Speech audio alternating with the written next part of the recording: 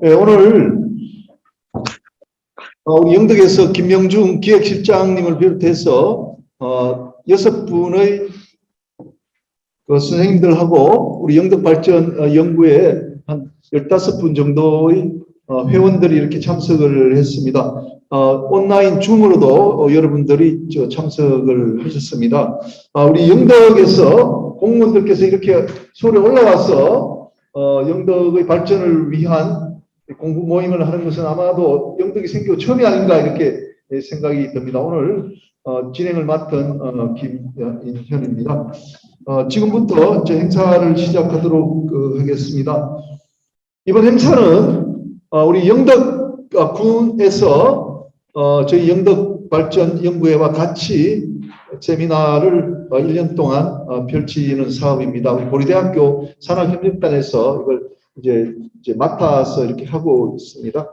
지난 1회는 10월 달에 영덕에서 교육을 주제로 해서 이제 큰 행사를 치렀고, 이번 제2회는 수소, 드론, 만화 웹툰 산업을 가지고 사례 연구를 하는 행사입니다.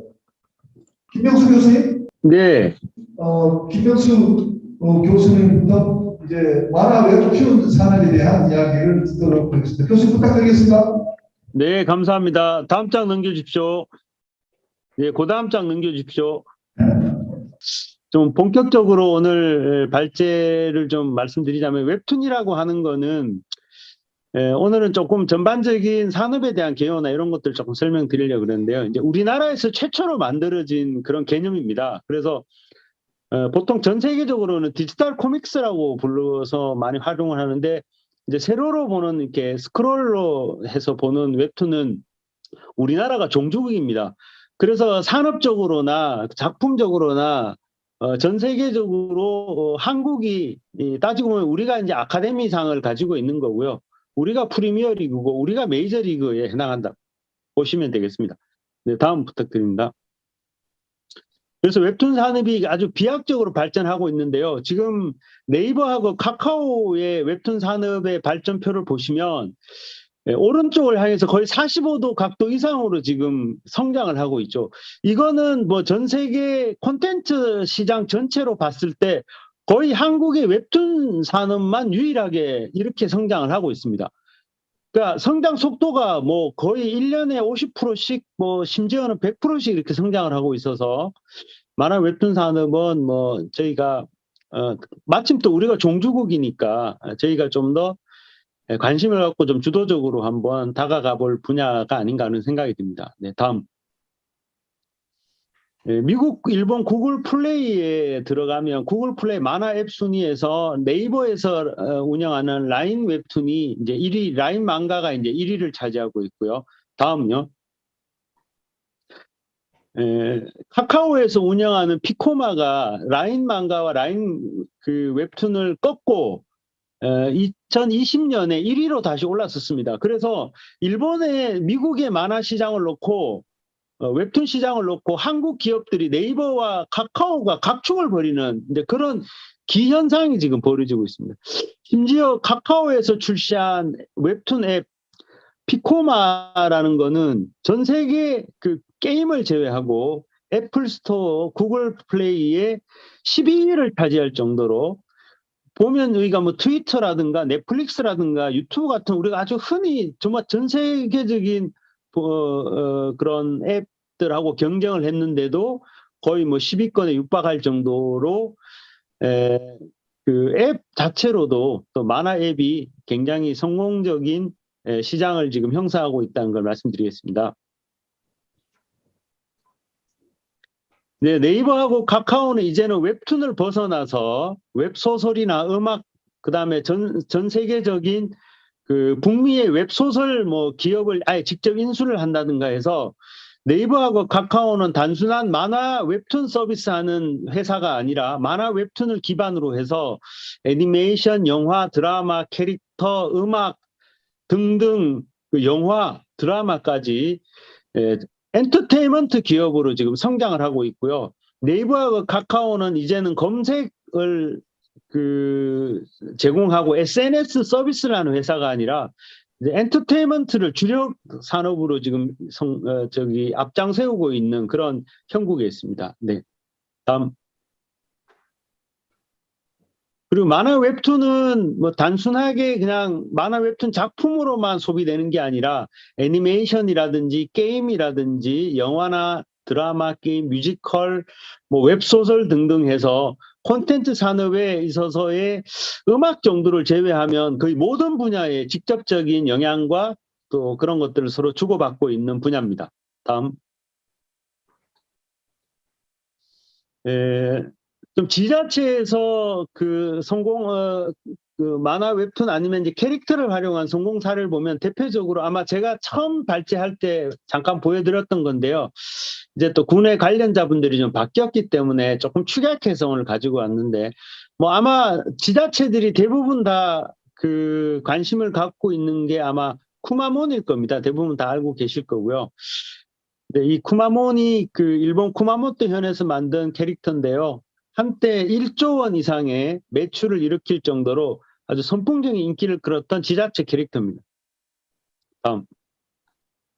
이게 상품화된 거고요. 다음. 우리나라에서는 고양시에서 만든 이게 이제 고양시의 공무원분께서 왼쪽에 보여드리는 것처럼 공무원분께서 간단하게 스케치해서 만든 캐릭터인데 이걸 나중에 이제 오른쪽에 보시는 것 같은 전문 일러스트레이터가 붙어서 이제 캐릭터화 시켰는데요. 이제 고양시가 고양이와 직접 관계는 없지만 이름이 고양시이기 때문에 고양이 캐릭터를 대표로 내세워서 또 아주 우리나라에서 가장 성공한 캐릭터 가운데 하나입니다. 지자체 캐릭터 가운데 하나입니다. 다음. 네, 이건 상품화된 사례였고요. 그 다음에 그 지자체에서 농사를 짓는 분들 중에서 해남 농원이 그 해남시가 원래 이제 절임 배추가 유명한가 봐요. 그래서 이 농원에서 농사 지어서 절임 배추 판매하시는 분이 단순하게 절임 배추 전국에 택배를 할 때 그 일반 박스에다가 넣어서 보내는 것보다 뭔가 좀 그 고객들이 좀 좋아할 만한 요소 뭐가 있을까 해서 고민해서 이 농원의 주인께서 직접 배웠답니다. 일러스트 만드는 걸 배워가지고 배추가 이 트리케라톱스랑 좀 비슷하잖아요. 공룡. 그래서 거기에다가 착안을 해서 해농이라고 하는 이 해농이라는 이름은 또 네티즌들이 붙여줬다고 하는데 이런 그 캐릭터를 만들어서 이 절임 배추 판매를 했는데 굉장히 폭발적인 인기를 뭐 같은 값이면 이런 캐릭터가 들어간 상품을 구입하는 게 요즘 독자들의 이제 그 고객들의 심리죠. 심지어 여기 흑요석이라는 네티즌 같은 분들은 팬아트라 그러는데 이런 해농이가 너무 좋아서 이 비슷한 유사한 아니면 이걸 활용한 캐릭터를 그려서 보내기도 했다고 합니다. 다음.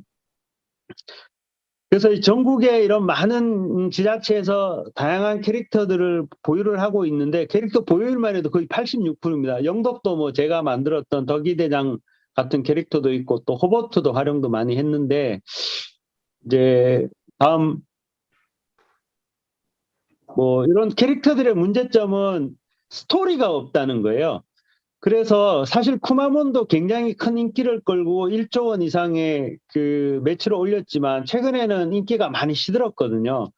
이제 그런 이유 중에 하나는 이야기가 있는 캐릭터는 생명력이 지속되는데 그냥 단순하게 만들어진 캐릭터들은 콘텐츠가 없는 캐릭터들은 생명력이 좀 짧다는 게 단점입니다. 다음. 대표적으로 우리가 네이버의 네인저스와 카카오의 프렌즈라는 캐릭터 여러분들 잘 아시죠? 이모티콘으로 잘 알려져 있는데 이런 캐릭터들은 물론 네이버나 카카오의 SNS 서비스를 통해서 노출이 많이 되다 보니까 인기가 많이 있지만 이 캐릭터들은 스토리나 세계관이 다 설정이 되어 있습니다. 다음. 뭐 우리가 알고 있는 토끼 캐릭터는 알고 보면 토끼 옷을 입은 단무지이기도 하고요. 다음. 또 프로도라고 하는 개는 잡종태생의 우울한 콤플렉스 덩어리고 다음 어피치는 복숭아 나무에서 탈출한 개구쟁이 소년이고 다음 레인저스 같은 경우도 이렇게 상품화되어 있는데 이런 레인저스에 나오는 네이버의 캐릭터들도 다 세계관과 이야기들이 다 존재하고 있습니다. 다음. 가장 대표적인 그 만화 콘텐츠를 활용한 성공 사례로는 우리가 일본 그 사카이 미나토시 도토리현의 다카이 미나토시에 있는 미즈키 시게루 로드를 대표적으로 많이 꼽는데요. 여기에 그 미즈키 시게루라고 하는 이 사카이 미나토시 출신의 요괴 만화가가 있습니다. 이 요괴 만화가가 일본의 아주 대표적인 요괴 만화가인데요. 이 미즈키 시게루가 본인의 요괴 캐릭터들을 자기 그 도시에 사카이 미나토시에 기증을 했습니다. 그래서 이 캐릭터를 가지고 사카이 미나토시에서 매년 조금씩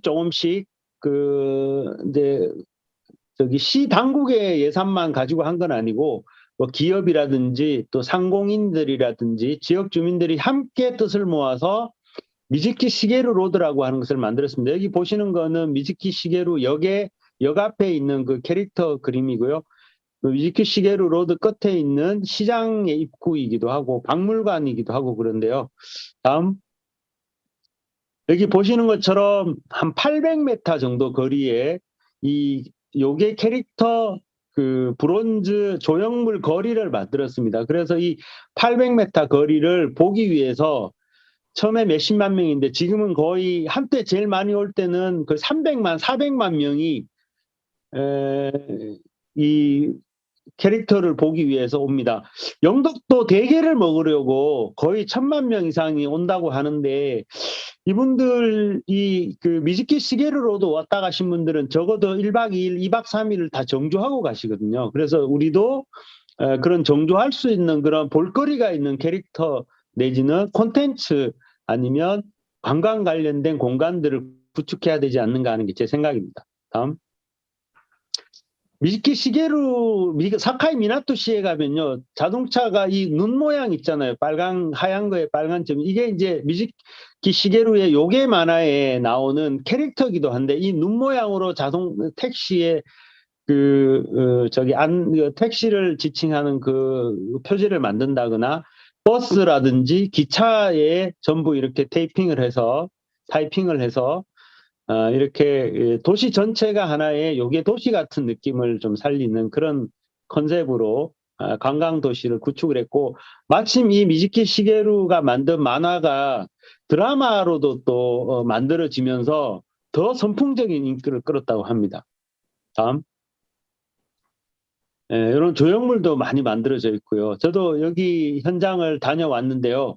뭐 사카이 미나토시 관계자들하고도 얘기도 나눠봤는데 굉장히 저희가 이제 좀 그 착안하고 또 본받을 만한 요소들이 많지 않나 그런 생각이 듭니다. 홍콩에 가면 스타거리라고 있습니다. 하지 않습니다. 홍콩의 영화가 워낙 유명하니까 그래서 홍콩의 영화 배우들이 들어가는 이제 그 스타거리가 있는데 그 스타거리에 착안을 해서 또 만화 스타거리라는 걸 만들어 놨고요. 그래서 이렇게 홍콩의 유명한 만화들을 가지고 이런 캐릭터 공간을 만들어 놨습니다. 저도 여기 갔다 왔었는데 요즘 또 사진 찍는 게 되게 유행이잖아요. 사람들이 셀카 찍는 게. 그래서 이런 것들 할 수 있는 그런 공간으로 홍콩 만화 스타거리를 조성을 해놨습니다. 이것도 우리가 좀 참고해 볼 만한 부분이 아닌가 싶고요. 이왕 이런 조형물을 만들고 미즈키 시게루 로드각을 만든다고 한다면 제대로 만들어야 된다는 게 제 생각입니다. 다음. 프랑스에는 앙굴렘이라고 하는 것이 만화 도시로 유명한데요. 인구가 한 4만 명 정도밖에 안 됩니다. 아마 영덕하고 좀 규모 정도 면에서 보면 좀 비슷한데 여기가 완전 만화의 도시라 국립 만화 이미지센터가 들어와 있고요. 다음. 도시 곳곳의 건물에 이렇게 만화의 한 장면을 또 유럽의 만화들은 굉장히 예술적인 만화들이 많기 때문에 만화의 한 장면이 거의 뭐 회화의 한 장면 같은 그런 앨범이라고 부르는데요. 이제 그런 도시를 만들어 놨습니다. 네. 이 대표적인 게 앙굴렘 만화 축제인데요. 해마다 1월 말에서 2월 초 사이에 한 4박 5일 정도 여는데요. 저도 여기 한 3번 정도 갔다 왔는데, 여기가 그 만화 축제를 할 때 전 세계에서 한 30만 명 정도의 사람들이 숙소를 못 잡아서 저희도 그때 숙소를 못 잡아가지고요. 한 1시간 정도 KTX, 그 떼제베죠. 떼제베 타고 왔다 갔다 했습니다. 그때. 이 기간 중에는 아예 왜 인구 4만 도시에 숙소라 그래봐야 얼마나 있겠습니까? 그래서 그 인근 KTX로 1시간 내 거리에까지도 경제적 영향을 미칠 정도로 축제가 아주 세계에서 가장 큰 만화 축제 중에 하나라고 할 수 있고요. 이 만화 축제뿐만 아니라 이런 만화 축제를 하고 만화 도시를 만드니까 만화 학교가 들어오고 또 만화와 관련된 다양한 그 공간들이 이제 조성이 되고 작가들이 들어와서 작품을 하고 연중 행사가 열리고 만화 도서관이 있고 서점이 있고 하는 그런 식의 만화 산업이 융성화된 그런 도시로 대표적으로 전 세계에서 꼽히는 곳이 바로 이 앙굴렘이고 아까 봤던 사카이 미나토시입니다. 네, 다음. 그래서 영덕과 관련해서는 지난번에도 이제 말씀을 드려서 길게 말씀을 좀 짧게 이제 정리를 하려는데요. 지난번에 말씀드린 거에 좀 덧보태서 좀 말씀을 드리자면, 우리가 이제 문산호 같은 경우가,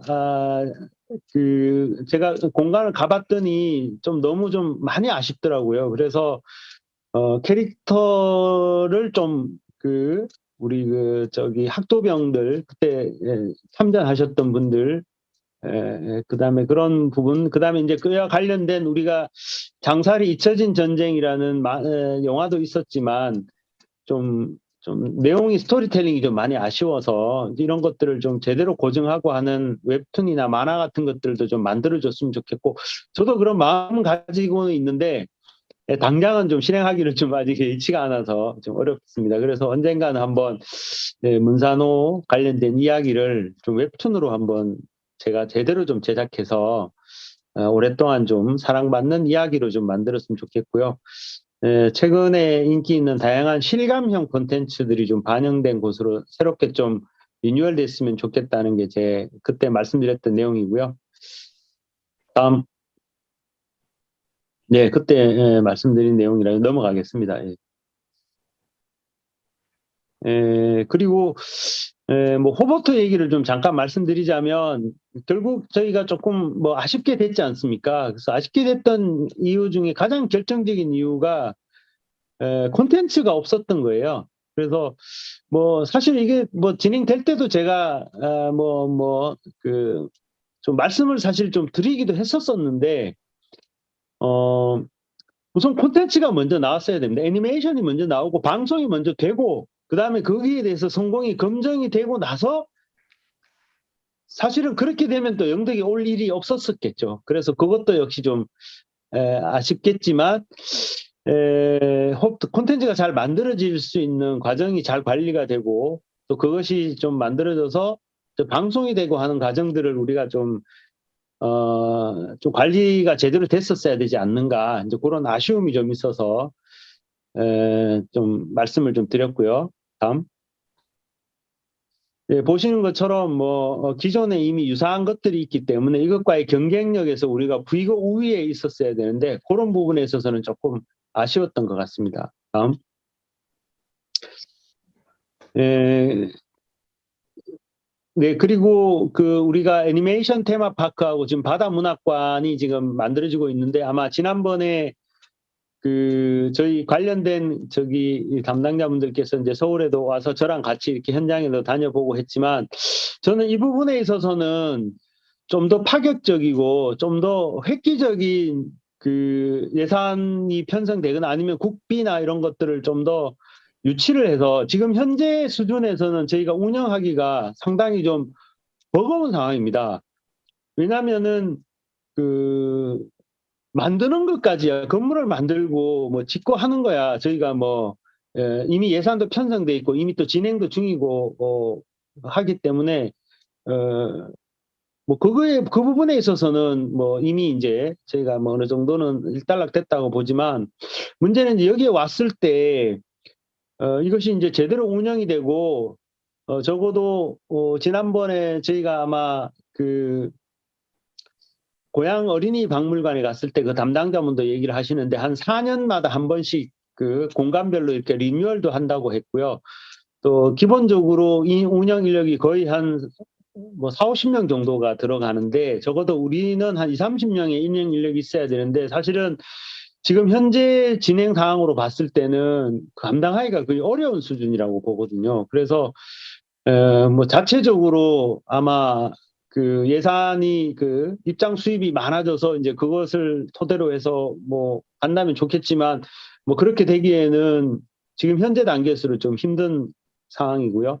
근데 그걸 좀 더 업그레이드해서 업데이트해서 가기 위해서는 다양한 국비라든지 또 민간 기업들의 그 좀 유치를 통해서 서울 애니메이션 센터가 이제 일반 그 기업들하고 또 콜라보를 해서 그 기업에서 이 공간을 채워주는 형태로 갔다 그러더라고요. 그래서 우리도 이런 부분에 있어서의 좀 TF랄까요? 이런 조직을 좀 만들 필요가 있다. 그리고 이런 조직들을 통해서 지금 그 국내에서 자체적으로만 지금 해결될 수 있는 문제는 아닌 것 같고 좀 수도권에 아니면 이거와 관련된 좀 기업들하고의 접촉을 하든지 아니면 이런 국비를 좀 유치할 수 있는 그런 특단의 좀 대책을 좀 세워서 기왕 만들어지는 거 제대로 한번 만들어서 또 중장기적인 운영 계획과 발전 계획을 세워서 만들어 가야 되지 않을까 생각이 듭니다.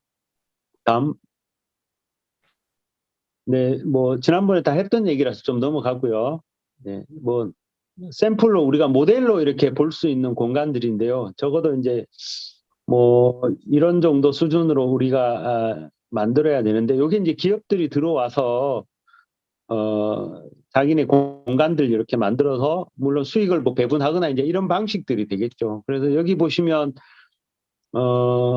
엄마 까투리 같은 경우는 경북 혼진에서 그 안동의 이야기잖아요. 안동의 권정생 선생이 만든 동화에서 가지고 온 거잖아요. 그래서 경북 혼진에서 적극적으로 많이 투자도 하고 해서 이제 만들었는데 이제 우리 영덕 같은 경우는 그 제가 이제 경북 혼진에는 오래전부터 그 자문도 많이 해오고 실제로 제가 운영하는 또 기업의 지사도 또 내서 해본 적도 있고 또 경주에 있는 경주 웹툰 캠퍼스에 제가 이제 또 자문위원으로 운영위원으로 있기 때문에 또 경북 혼진의 담당자들하고 제가 굉장히 잘 압니다. mon양 포함해서. 그래서 이 경북 혼진하고 저는 그 영덕 그 애니메이션 테마파크나 바다문학관 아니면 등등 문산호라든가 관련된 콘텐츠를 좀 업그레이드하고 중장기적으로 좀 운영하고 발전해 가는 부분들을 좀 같이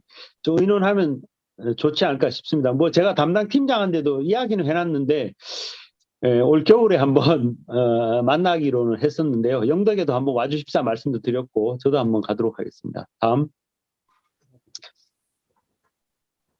예, 그리고 또 지난번 말씀드린 대로 지금 그 도깨비 캡처를 제가 만들고 있는 도깨비 캡처를 이제 활용한 일량마을의 콘텐츠 만드는 것도 지금 상당히 구체적으로 좀 제가 진행하고 있습니다. 이거는 말씀드린 대로 영덕을 배경으로 해서 만든 게 아니라 제가 그냥 만들고 있는 도깨비 캡처한 작품이 있는데 이것을 이제 일량마을의 팔령친 도깨비 전설과 이제 결합을 하겠다는 게 제 의도인데 최근에 이런 제 이 도깨비 캡처에 또 투자를 해보겠다, 같이 한번 만들어 보겠다라는 분들이 한 몇 분 이렇게 기업들이 좀 나타나서 구체적으로 좀 진행을 하고 있습니다. 그래서 꼭 영덕에서 당장은 뭐가 진행이 안 되더라도 이 작품을 계속적으로 만들고 있고 또 일량마을을 기반으로 한 이야기를 제가 이제 시나리오 작업을 시작을 했는데요.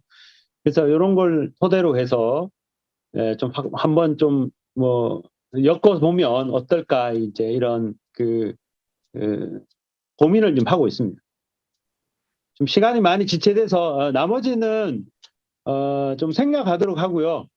뭐 여러 가지 다양한 그 콘텐츠들이 영덕을 통해서 활용될 수 있도록 좀 함께 좀 고민하고 또 영덕 발전 연구회에서 좀 많은 힘을 좀 실어주고 계신데요. 또 우리 또 군에 관련된 담당 부서에서도 좀 많은 관심을 가지고 좀 역할들을 하시려고 하시는 것 같습니다. 그래서 오늘 이번 기회를 통해서 보다 더 진일보된 좀 더 발전된 그런 결과물을 좀 낳을 수 있도록 함께 힘을 썼으면 좋겠습니다.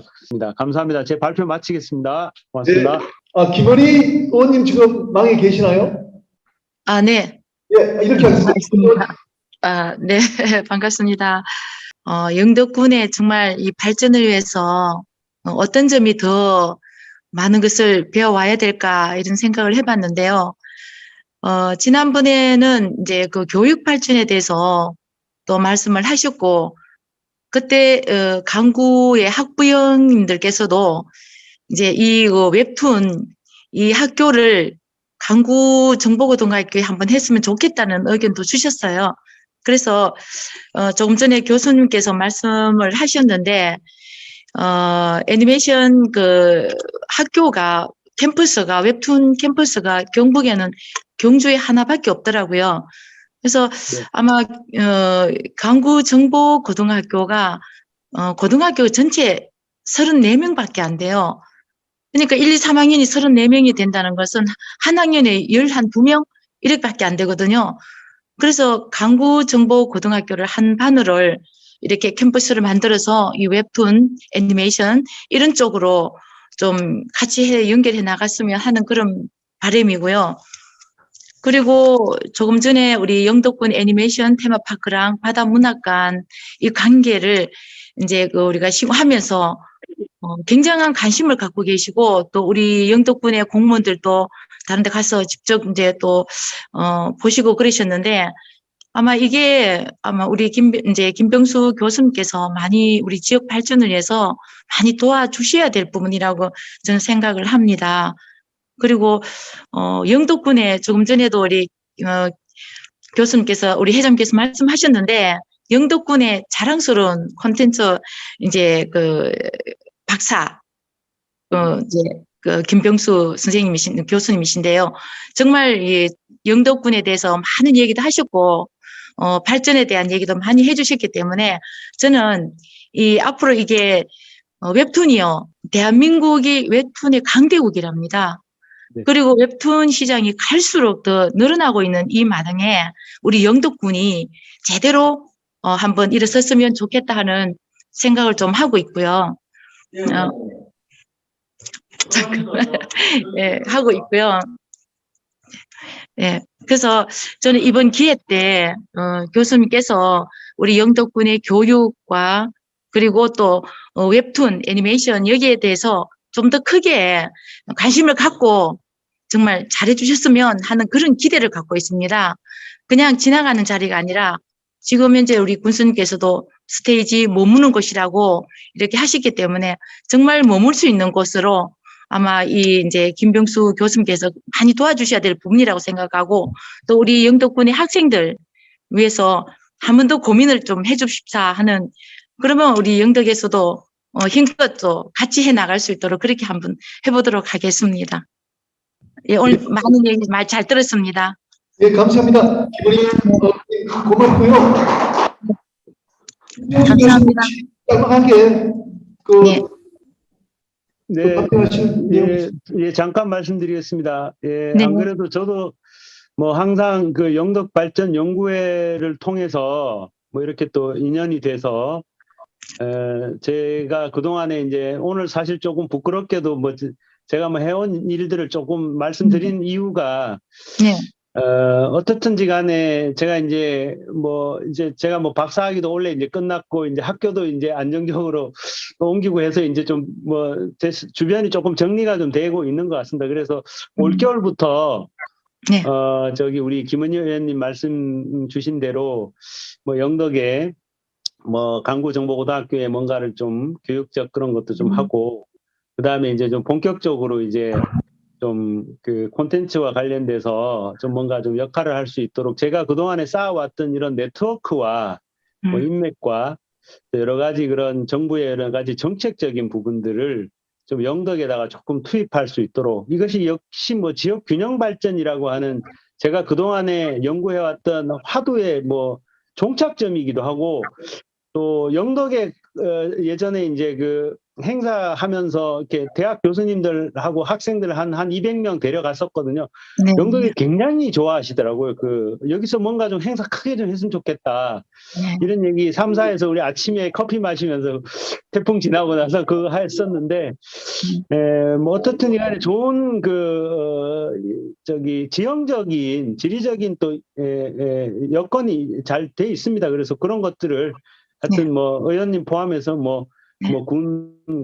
군수님 포함해서 하여튼 오늘 영덕에 계신 우리 권태준 선생님 등등해서 많은 김인영 교수님, 김영일 교수님 등등해서 함께 고민하고 함께 하는데 제가 미력한 힘이나 보태겠습니다. 고맙습니다. 감사합니다. 네, 감사합니다. 예, 이번에 우리 영덕 대게 축제할 때 홍보 용지에 팜플렛에 덕이대장이 그려져 있어요. 네. 굉장히 예쁘기도 하지만 영덕군의 이미지를 확 보여주는 것 같은 그런 게 이번에 참 보였습니다. 네, 맞습니다. 그래서 제가 이제 계속 좀 살아가는 살아있는 캐릭터를 만들기 위해서 하여튼 노력하고자 합니다. 고맙습니다. 죄송한데 제가 이제 종강 수업을 하러 가야 돼서 여기까지 하고 이따가 끝나고 바로 와서 다시 좀 접속하겠습니다. 네, 감사합니다. 감사합니다. 예, 김원희 의원님 대단히 감사합니다. 이제 의전 활동으로 다시 돌아가시면 되겠습니다. 감사합니다. 네, 감사합니다. 네, 고맙습니다. 네. 마치시고 우리 종합 토론 때 다시 뵙도록 하겠습니다. 자, 그러면 네. 두 번째 우리 지금 우황수 단장님이십니다. 울산 테크노파크 에너지기술지원단에 계시고요. 단장님으로 수고하시는데 지금 이제 울산 지역에 재생에너지 쪽으로 이제 수소를 이제 개발을 하고 있는데 그 총괄하시는 선생님이 같습니다. 뭐 수소 산업 어떻게 되어 있는지 이런 발표를 들어보면 우리 동해안 영덕도 앞으로 그 에너지는 어떻게 가야 되겠다는 그 시사점을 얻을 수 있을 것 같습니다. 우황수 단장님. 예, 저는 울산 테크노파크의 에너지 기술 단장을 맡고 있습니다. 저는 이제 영덕 사람은 아니고 강원도인데 꼭 울산 내려오거나 강원도 올라갈 때는 중간에 영덕을 거치고 갑니다. 그래서 영덕에 대한 기억도 사실 남다르고 오늘 저에게 부탁한 것은 아마 울산 지역에서 수소 산업을 어떻게 시작하고 앞으로 어떤 계획을 갖고 있는지 그리고 또 동해안 쪽에 영덕하고 어떤 연관을 지을 수 있을지 아마 그런 면에서 외부의 초청자로 제가 아마 참여한 것 같습니다. 그래서 제가 한 30분 정도 발표를 울산 지역에서 어떻게 수소 산업을 육성하게 되는지에 대해서 먼저 말씀드리고 그런 시간을 갖겠습니다. 제가 일전에 동해안 강원, 경북, 울산에서 해오름 동맹에서 이걸 동해안 포럼을 개최한 적이 있습니다. 매년 한 번씩 개최를 하는데요. 실제로 강원도에서는 시멘트, 그리고 경북에서는 철강, 그리고 울산은 석유화학, 자동차, 조선이 이렇게 있는데 다 에너지 다소비원입니다. 그리고 강원도에서 나는 에너지는 뭐 석탄하고 최근에 이제 LNG 인수기지가 있고 경북 같은 경우는 이제 신재생 에너지도 있지만 최근에 이제 원자력, 울진과 이제 월성이 원자력이 많이 있고 울산은 이제 석유화학과 울산 자체 원자력은 없지만 인근에 월성과 고리 쪽에 원자력이 있고 그다음에 석유화학이 많이 있습니다. 그래서 이런 에너지원을 동해안 쪽에서 어떻게 활용을 할 수 있을까 산업적으로 여기에 대해서 말씀드리고 결국은 화석연료라는 것은 이제는 전 세계적으로 온실가스 그다음에 지구 온난화를 위해서 퇴출돼야 될 이제 에너지원으로 지금 생각하고 있죠. 그리고 이것은 생각보다 빨리 다가오고 있습니다. 그래서 이걸 이제 결국은 화석연료가 편하고 오랫동안 사용해 왔지만 CO2 발생하는 문제 때문에 이런 것이 됐죠. 그래서 울산은 아시다시피 우리나라 이제 산업화가 시작된 첫 번째 도시가 바로 울산이었는데 62년도에 이제 석유화학 그 에너지 공장이 대한석유공사가 설립되고 67년에 자동차, 74년도에 중공업 조선소가 설립되면서 이 3대 주력 산업이 울산뿐만 아니고 우리나라의 산업을 견인할 수 있는 밑거름이 되었다고 할 수 있습니다. 그렇지만 지금 화석연료로 인해 가지고 어려움을 겪고 있습니다. 울산 산업도 지금 굉장히 어려움에 빠져 있거든요. 그래서 CO2 배출량을 볼 때, 전 세계적으로 총량으로 볼 때는 당연히 중국, 미국이 가장 많지만 1인당 배출량으로 볼 땐 한국이 세계 두 번째입니다. 그러니까 우리나라 산업이 에너지 다소비 제조업 위주다 보니까 에너지를 많이 쓰는 이제 산업으로 구성이 되어 있다는 것이죠. 그 이유가 바로 전남이 CO2 배출량이 제일 많은데 여기가 광양제철과 여수 석유화학단지, 그리고 충남은 당진의 현대제철과 대산 석유화학단지가 있죠. 그리고 3위가 경북에 있습니다. 경북 이제 포스코 때문에 그렇죠. 그리고 4위가 울산입니다. 울산은 면적이 적고 도 단위보다는 면적도 적고 인구가 적기 때문에 실질적으로 1인당 배출량은 전국에서 제일 높습니다. 그리고 면적당 배출량으로 봤을 때도 울산이 제일 높고, 그러니까 당연히 울산은 전 세계적으로 CO2 배출량이 가장 많은 도시와 1인당 배출량으로 볼 때 세계 최고의 수준입니다. 그래서 이걸 기존의 제조업 위주의 울산의 산업을 어떻게 바꿔갈 것인가에 대해서 이제 고민을 하게 되었습니다. 그럼 우리가 왜 에너지를 바꿔야 되냐 하는 문제는 다 아시겠지만 첫 번째가 이제 기후변화 때문에 그렇습니다. 유엔이 지구를 지키기 위해서는 이 기후변화 협약을 통해서 지구의 온난화와 생태계를 우리가 보존해야지만 인류가 살 수 있다는 거죠. 그리고 우리가 수출 주도형 산업이다 보니까 신재생 에너지를 확보하지 못하면 이제는 휴대폰도 못 팔고 자동차, 그다음에 디스플레이, 이 반도체까지도 지금 못하게 되니까 신재생 에너지를 우리가 확보를 해야 된다는 대명제가 있고, 전 세계가 2050년까지 탄소 중립을 이제 이루어야 됩니다. 그럼 이 탄소 중립을 이루기 위해서 기업과 국가가 다 ESG 경영에 들어가야 되는 거죠. 지금은 지방정부도 ESG 경영을 지금 내세우고 있습니다. 이게 ESG 경영이 빨리 되는 지방자치단체와 국가는 이미 전 세계적으로 이제 선도할 수 있는 산업을 가지고 있다는 것이고, 그리고 지구 온난화를 방지할 수 있는 그런 대책을 우리가 마련하고 있다는 것이죠. 그럼 우리가 지금까지는 에너지 전환이라는 얘기를 많이 했는데, 저는 탄소 시대에서는 에너지를 바꿀 때 가령 석탄에서 석유로 바꾸고 천연가스로 바꿀 때는 에너지를 전환한다는 얘기를 할 수 있지만, 탄소 시대에서 수소로 갈 때는 이때는 에너지 변환이라고 하는 것이 맞습니다. 왜냐하면 탄소가 함유되어 있는 에너지는 단순히 바꿀 수 있기 때문에 전환한다고 하지만은 탄소에서 수소가, 즉 탄소가 하나도 없는 수소를 에너지원으로 할 때는 이것은 큰 변형이고 변화라는 것이죠. 그래서 화학 반응에서 보면은 이제 이런 반응이 있습니다. 그래서 X가 Y가 치환될 때는 이런 형태로 바뀌는 것은, 이것은 컨버전, 이제 에너지 전환이라고 얘기할 수 있지만, 수소 같은 경우는 A와 B가 반응해서 C와 D의 완전히 새로운 물질을 낼 때는 이때는 화학 변환이라고 하거든요. 그래서 탄소 시대에서 수소 시대로 갈 때는 에너지 변환을 통해서 우리가 산업 전환을 어떻게 할 것인가가 중요하다는 말씀입니다. 그럼 이런 걸로 봐서 세계의 산업을 발전시킬 수 있는 예측 물질을 저는 두 가지로 제시를 합니다. 첫 번째가 CO2고 두 번째가 하이드로젠인데요. 이 탄소 화석 시대 때는 화석을 연료화시키면서 에너지를 얻고 배출되는 것이 CO2지 않습니까?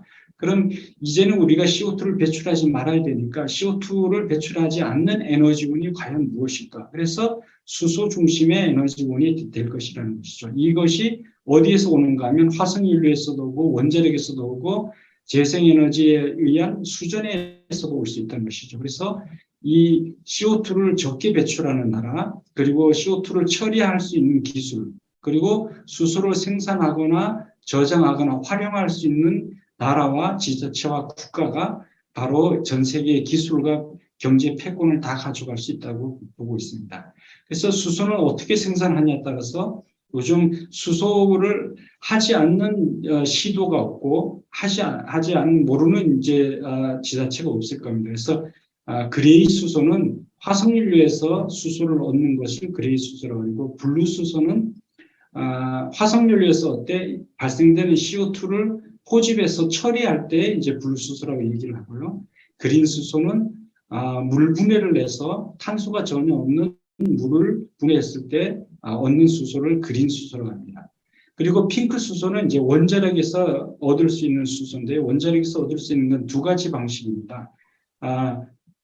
원자력 전기를 이용해서 수전을 하는 방식과 원자력에서 발생되는 고온에 의해서 물을 바로 직접 분해해서 얻는 수소의 방식이 있죠. 그래서 두 가지 방식이 있는데, 수소에도 그래서 수소가 어떻게 나오냐에 따라서 색깔로 이제 구분을 해 놓은 겁니다.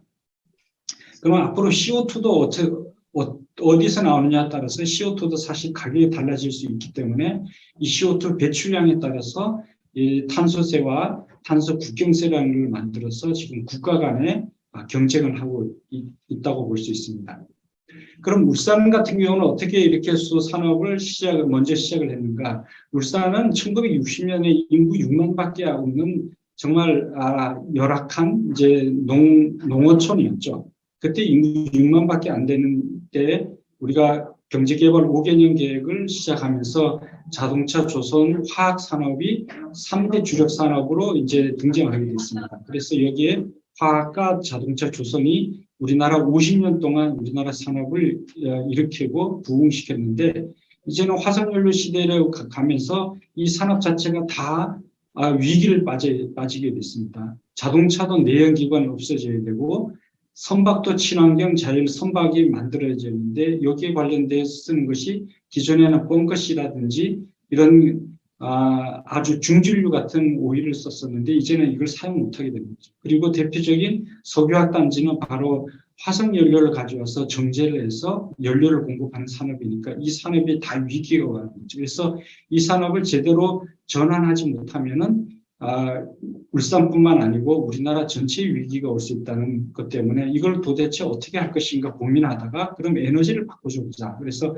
에너지를 바꿔줌으로 인해서 이 산업을 다 지속시킬 수 있는 힌트를 얻게 되고, 이 산업을 수소로 이제 끌고 가자고 이제 해서, 이때는 이 태화강을 중심으로 해가지고 예전에는 농업이 델타였습니다. 어느 나라든지 강을 중심으로 사람이 모여 살고 농업이 발전되고 사람이 있다 보니까 기술과 문화와 예술이 이제 발전되기 시작했죠. 그래서 이 강을 중심으로 세계 4대 문명도 이쪽에서 시작을 했었고, 이 삼각주, 강 하구에 비옥한 땅인 것을 우리가 삼각주라고 하지 않습니까? 울산은 이 태화강을 중심으로 주력 산업을 꼭지점을 연결하면 여기가 현대자동차 영포동이고, 여기가 조선소인 전화동입니다. 그리고 이 석유화단지가 울산 석유화단지, 원산 석유화단지를 연결하면은 그 히라버의 델타 모양이 딱 됩니다. 이 삼각주 모양이죠. 그래서 저는 이름을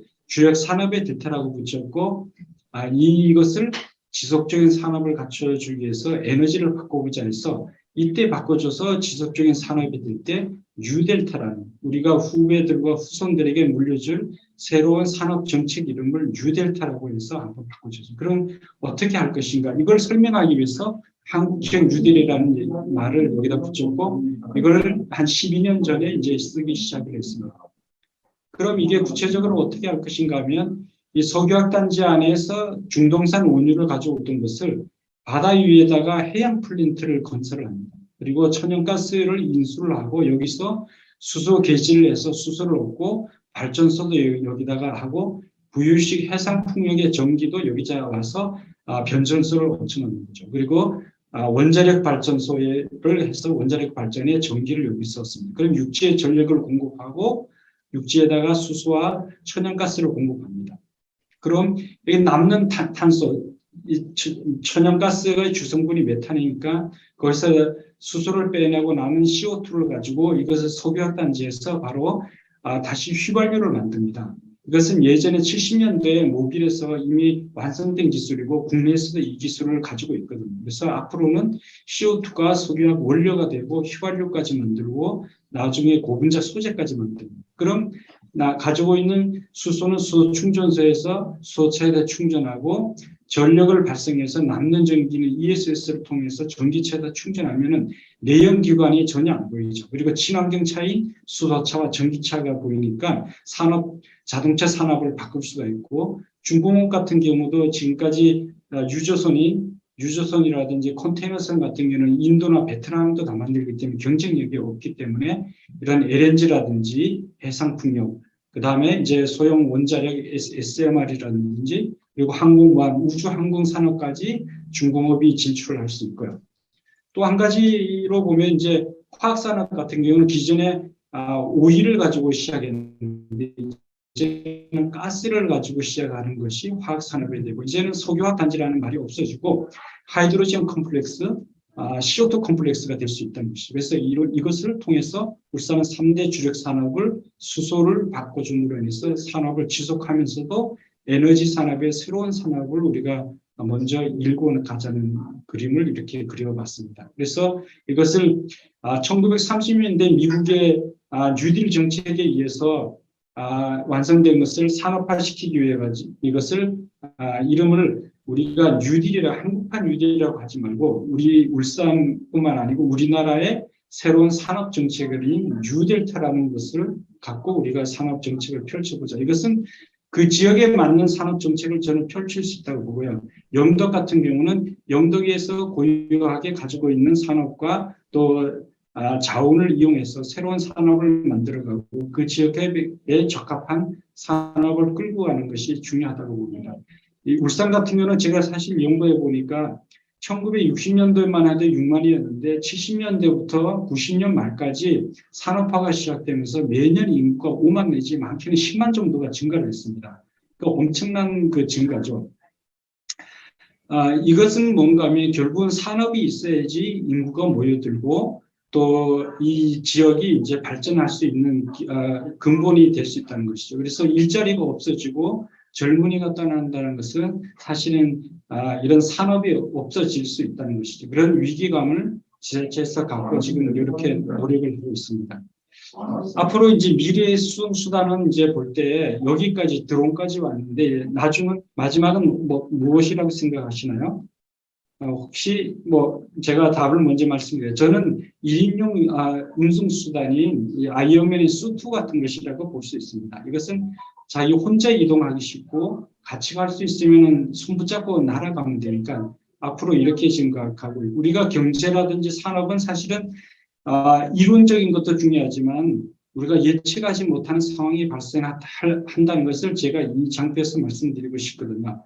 우리가 이 자율주행차라든지 드론 같은 경우 올 때는 이거는 외부에 차고지에 놔두고 차를 갖다 놓고 하면은 자기 소유라는 것이 별 의미가 없다고 봤거든요. 그래서 미국의 공유경제학자들은 다 그렇게 생각을 했습니다. 이제는 개인 거라는 게 필요 없다 해서 우버 택시라든지 에어비앤비가 바로 공유경제학자들의 산물이었는데, 이번에 코로나 팬데믹으로 인해서 인간의 욕심과 본능을 너무 절제하고 억제한다는 것은 사실 맞지 않다는 것을 우리가 이번에 반증하고 깨달은 것이죠. 그래서 우리가 산업을 어떻게 키울 것인가, 기술과 우리가 어떤 예술이 어느 방향으로 갈 것인가에 대해서는 우리가 예측하지 못하는, 그리고 오히려 인간의 본능과 욕심에 우리가 조금 더 충실하는 그런 것을 우리가 생각해보는 계기가 되지 않았나 생각이 듭니다. 제가 오늘 말씀드릴 것은 바로 이 장표가 결론이라고 말씀드릴 수 있는데요. 우리 인류가 에너지를 바꾼 것은 몇 번은 안 됩니다. 나무에서 석탄, 그리고 이제 오일을 쓰고 있죠. 그리고 최근에 30년밖에 안 된 천연가스를 쓰고 있습니다. 그리고 여기까지는 CO2가 발생이 되는 거죠. 이게 탄화수소 화합물인 하이드로카본이 있기 때문에 그렇습니다. 그래서 이래도 지금 천연가스를 써도 CO2 총량은 많으니까 이제는 탈탄소 시대인 에너지인 수소로 가자 그래서 지금 수소 시대를 가고 있고, 이걸 보면 우리가 산업혁명이라는 것이 있었는데, 산업혁명은 기술이 발전돼서 산업혁명이 일어나는 것이 아니고 에너지가 바뀔 때 산업혁명이 일어나는 겁니다.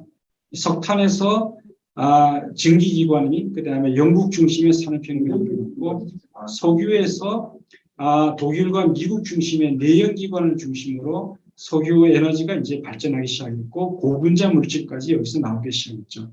그리고 최근에 천연가스와 지금 수소까지 가고 있는데, 아까 말씀드렸듯이 탄화수소 화합물인 화석연료 시대하고 수소 시대는 엄격한 차이가 저는 있다고 봅니다. 그때 수소 시대를 갈 때는 수소를 최적화시키기 위해서 에너지 효율을 높일 수 있는 연료전지라는 장치와 수소를 생산할 수 있는 수소 제조 장치가 필요한 건데, 이때 바로 산업혁명이 일어나는 것이죠. 그래서 산업혁명이 일어날 때는 새로운 에너지가 등장할 뿐만 아니고 그 에너지를 최적화시킬 장치가 등장하는 것이 바로 산업혁명입니다. 그래서 이것이 이제는 미국 중심에서 대서양을 건너서 미국으로 갔지만, 미국에서 태평양을 건너서 저는 아시아로 오는데, 이 아시아 중심에 저는 우리나라라고 생각을 하고 있습니다. 그래서 유럽은 지금 우크라이나하고 지금 에너지 전쟁을 하고 있는데, 이 에너지 전쟁을 통해 가지고 러시아로부터 받는 에너지를 지금 독립하기 위해서 러시아에서 천연가스 받는 것을 오히려 전 유럽이 수소 배관을 통해서 지금 깔고 있습니다. 수소 배관을 통해서 전 유럽이 에너지를 지금 서로 자립을 80%까지 오히려 올리는 그런 계획을 가지고 있는데, 2050년까지 이 프로젝트 이름이 뭔가 하면 EHB라는 겁니다. 그래서 유로피안 하이드로젠 백본이라고 해서 유럽의 20개국이 수소 배관을 통해서 에너지를 공급한다는 것. 이게 근본적인 것이 바로 재생에너지입니다. 북해에서 나오는 풍력을 전기를 가지고 수제를 해서 이 배관망을 통해서 전 유럽에 공급하겠다는 것이고요.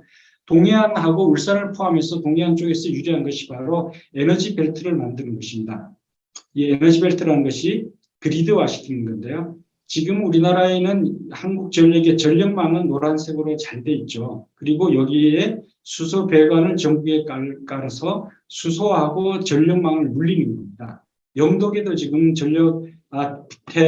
풍력이 제가 알고 있기로는 있는데요. 이 전력망의 일렉트릭 그리드와 그 다음에 수소 배관을 에너지 로드로 가해서 이 합성을 만들어서 E 스퀘어 그로드라는 말을 이제 붙여봤습니다. 그럼 우리나라에서 석유화단지에서 나오는 부생수소가 울산, 여수, 대산에서 부생수소를 배관 안에 집어넣고, 계질수소인 LNG 인수기지 있죠. 삼척, 통영, 평택, 인천 네 군데 인수기지에서 수소 계질해가지고 수소 배관 안에 또 집어넣습니다. 그리고 국내 태양광 풍력은 한국전력에다가 전력망에 물리고, 전력이 남을 때 수전해를 해서 바로 생성된 수소를 수소 배관 안에 집어넣습니다. 그리고 배관 안에 있던 수소를 피크타임 때 빼다가 연료전지 발전해서 전력망 물리는 거죠. 그래서 이렇게 되면 원자력 수소까지 집어넣고 이 전력과 수소를 연결해서 이제는 앞으로 이것을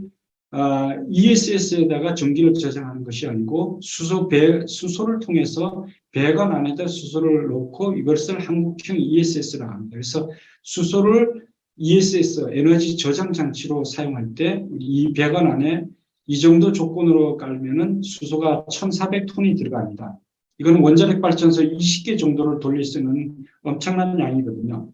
그래서 이렇게 되면 현재 우리가 예비 전력을 20 내지 30%를 끌고 가는데 5% 정도만 하면은 화력 발전이나 원자력 발전소가 수명이 다했을 때 그걸 폐기시켜도 된다는 것이죠. 그래서 이제는 우리가 에너지 자립과 독립과 안보를 갖추할 수 있는 이런 제안이 바로 이런 한국형 ESS 수소 배관과 전력망을 물리는 겁니다. 이것은 중소기업과 개인 사업자도 이 배관과 전력 그리드에 물리면 다 사용하고 참여할 수 있다는 그런 그림이고요.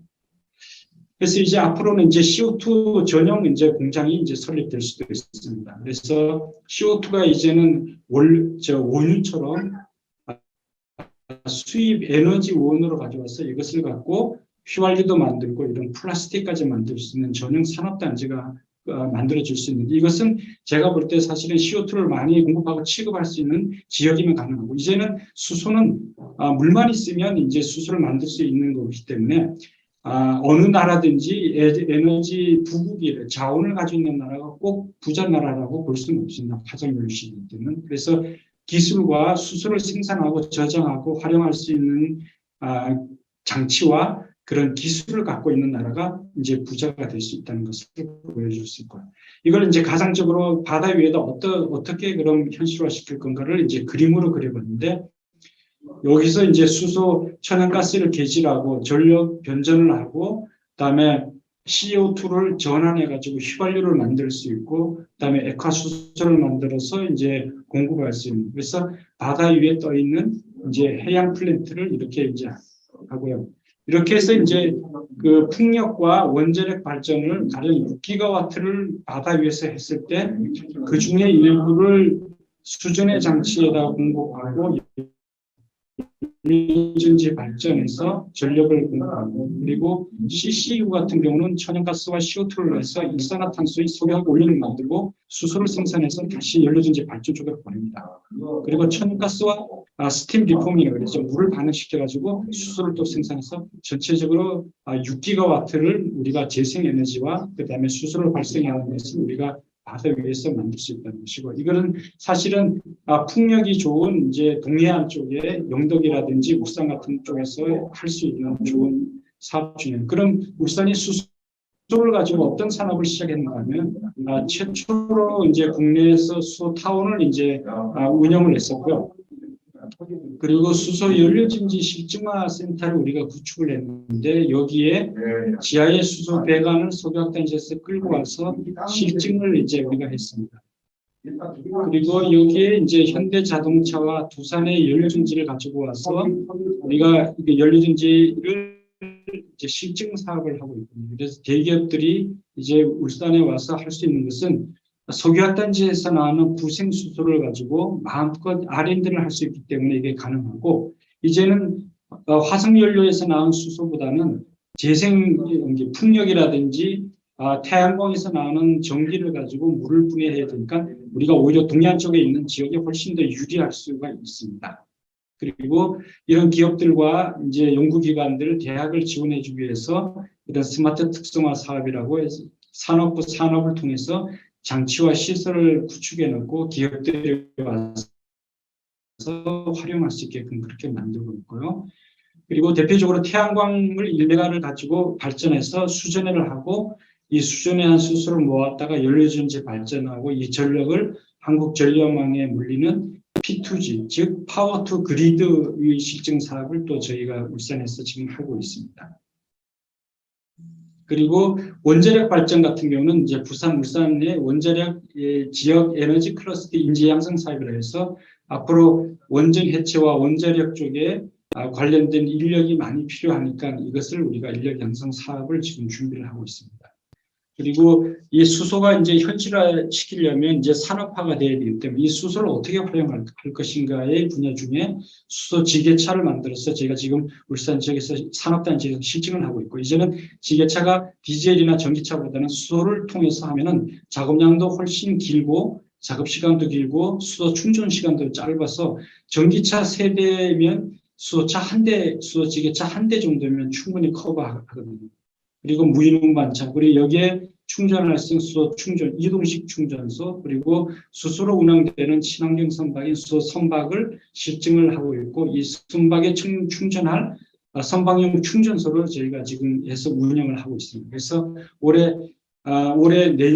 올해하고 내년 말까지 하면 우리가 실증 사업을 해서 이제 시제품이 나오고 이제 상업화되는 제품이 나올 수가 있는데, 실제로 이런 것은 지게차라든지 이런 것은 또 건설기계 같은 경우는 이런 지역에서 농어촌 지역에서도 많이 사용할 수 있기 때문에 앞으로 여기에 대한 보급하고 실증은 아마 지자체에서 많은 관심이 가져야 될 필요가 있고요. 앞으로 동해안에서 부산에서부터 이제 강릉까지 열차가 운행이 될 텐데, 앞으로 지역 간에 이제 그 광역 전철 같은 경우, 그다음에 지역 간 이제 연결하는 트램이 아마 많이 활성화될 것 같고요. 전국적으로 지금 트램 사업에 대해서 각 지자체가 굉장히 관심이 많습니다. 그래서 울산에서는 내년 7월경부터 해가지고 현대 로템에서 만든 수소 전기 트램을 실증 사업을 해서 운항을 하고 24년부터 지역의 1, 2선 노선에 이 트램을 이제 우리가 적용시킬 계획을 갖고 있습니다. 그리고 국토부 사업으로 수소 배관망을 구축하고 여기에 버스와 트럭 이제 메가 충전소를 구축해 가지고 이제 앞으로 모빌리티 상당 부분을 수소로 운영될 수 있는 모빌리티를 구축하고 그리고 주거용이나 상업용, 공공용 쪽에 연료전지 발전해서 전기와 열을 공급할 수 있는 것을 지금 구축을 할 계획이고요. 그리고 현대 자동차의 자동차 생산 공장의 수소 배관을 연결해서 생산된 수소차를 충전해서 출고할 수 있도록 그런 시스템을 구축하고 있습니다. 그리고 저희가 이번에 예타에 1872억 예타를 준비하고 있는데 이런 산업단지에 수소차가 연산 50만 대를 우리가 구축하려면 대기업만 해서는 안 되고 중소기업들이 소재와 부품을 공급할 수 있는 클러스터 단지를 구축해 가지고 기업들이 입주하고 부품과 소재를 생산할 수 있도록 이런 단지를 만들 것을 지금 계획을 하고 있습니다. 그래서 우리가 지역이 이제는 한계를 넘어서 지역이 이제 자생하고 지역이 유지하고 인구를 더 이상 줄어들지 않게끔 하는 것이 중요한데 저는 이제 제가 화학을 했기 때문에 케큘러라는 사람이 벤젠골이 분자 구조식을 할 때 왼쪽이 구조일까 오른쪽이 구조일까를 고민하다가 어느 날 난로 옆에서 잠을 졸다가 뱀이 두 마리가 꼬여 있는 것을 보고 이 둘의 구조가 서로 공명관계에 있구나 해서 이런 구조를 만들었습니다. 그래서 우연이라는 것은 절대 일어나지 않고 그 분야에서 오랫동안 노력한 사람이 그 신이 내려준 저는 도움이라고 생각되거든요. 노력이 우연이라는 것은 절대 있을 수가 없다고 봅니다. 이분은 다니엘 캐너먼이라는 사람은 행동경제학을 한 심리학자인데 노벨 경제학상을 받았습니다.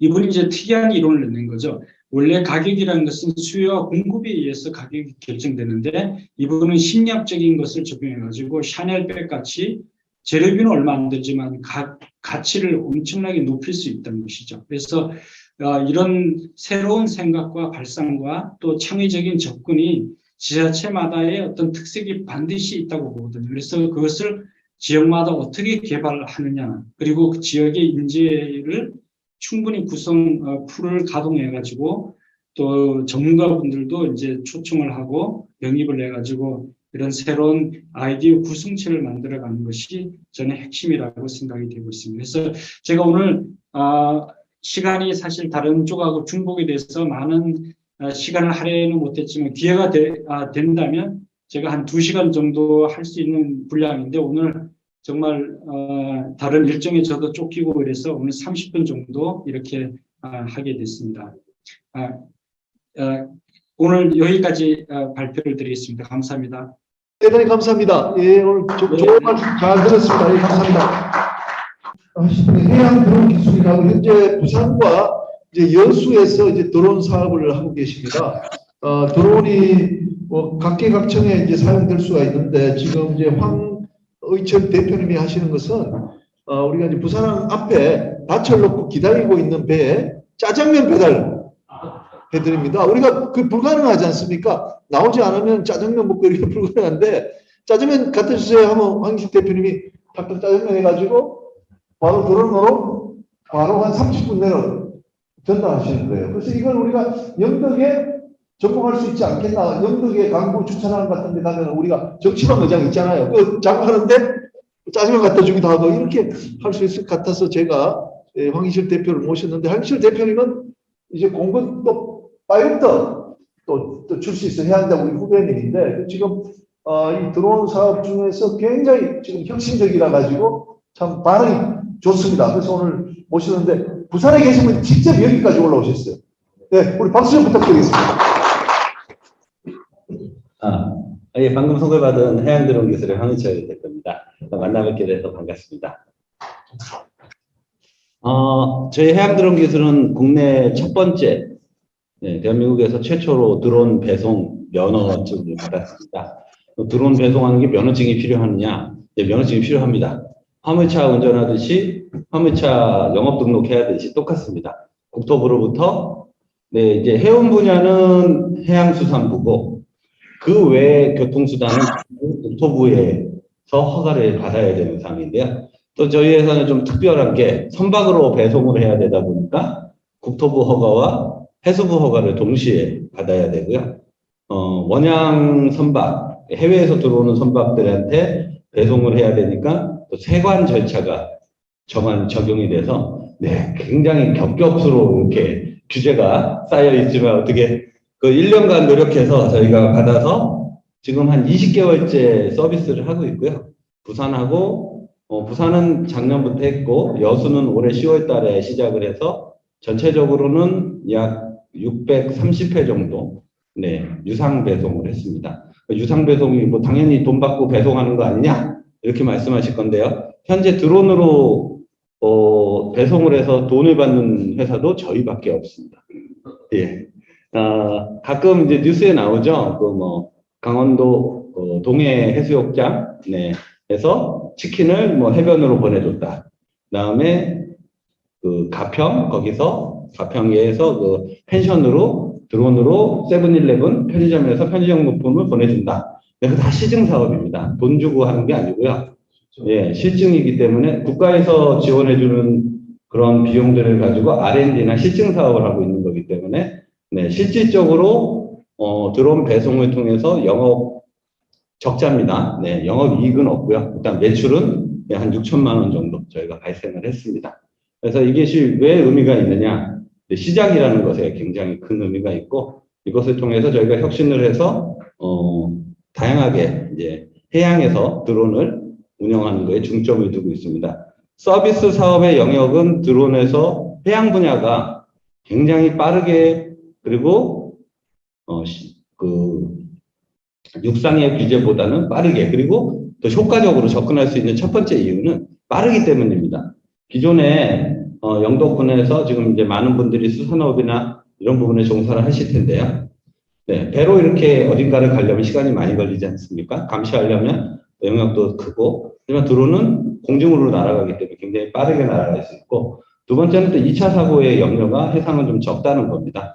날아가다 떨어지면 지만 없어지면 되는데 육상에서는 또 다른 2차 피해가 발생할 수 있는 확률이 해상보다는 훨씬 넓기 때문에 그 다음에 이제 소음 문제 이런 문제들 때문에 지역 사회에서 그걸 수용하기가 상당히 지금 쉽지 않은 상태입니다. 그래서 드론으로 가장 활발하게 하는 거는 농업 분야죠. 방제 이 부분은 어쩔 수 없는 분야고 굉장히 활성화가 돼 있고 그 다음에 활성화될 수 있는 사업으로 저는 배송이라고 보고 있습니다.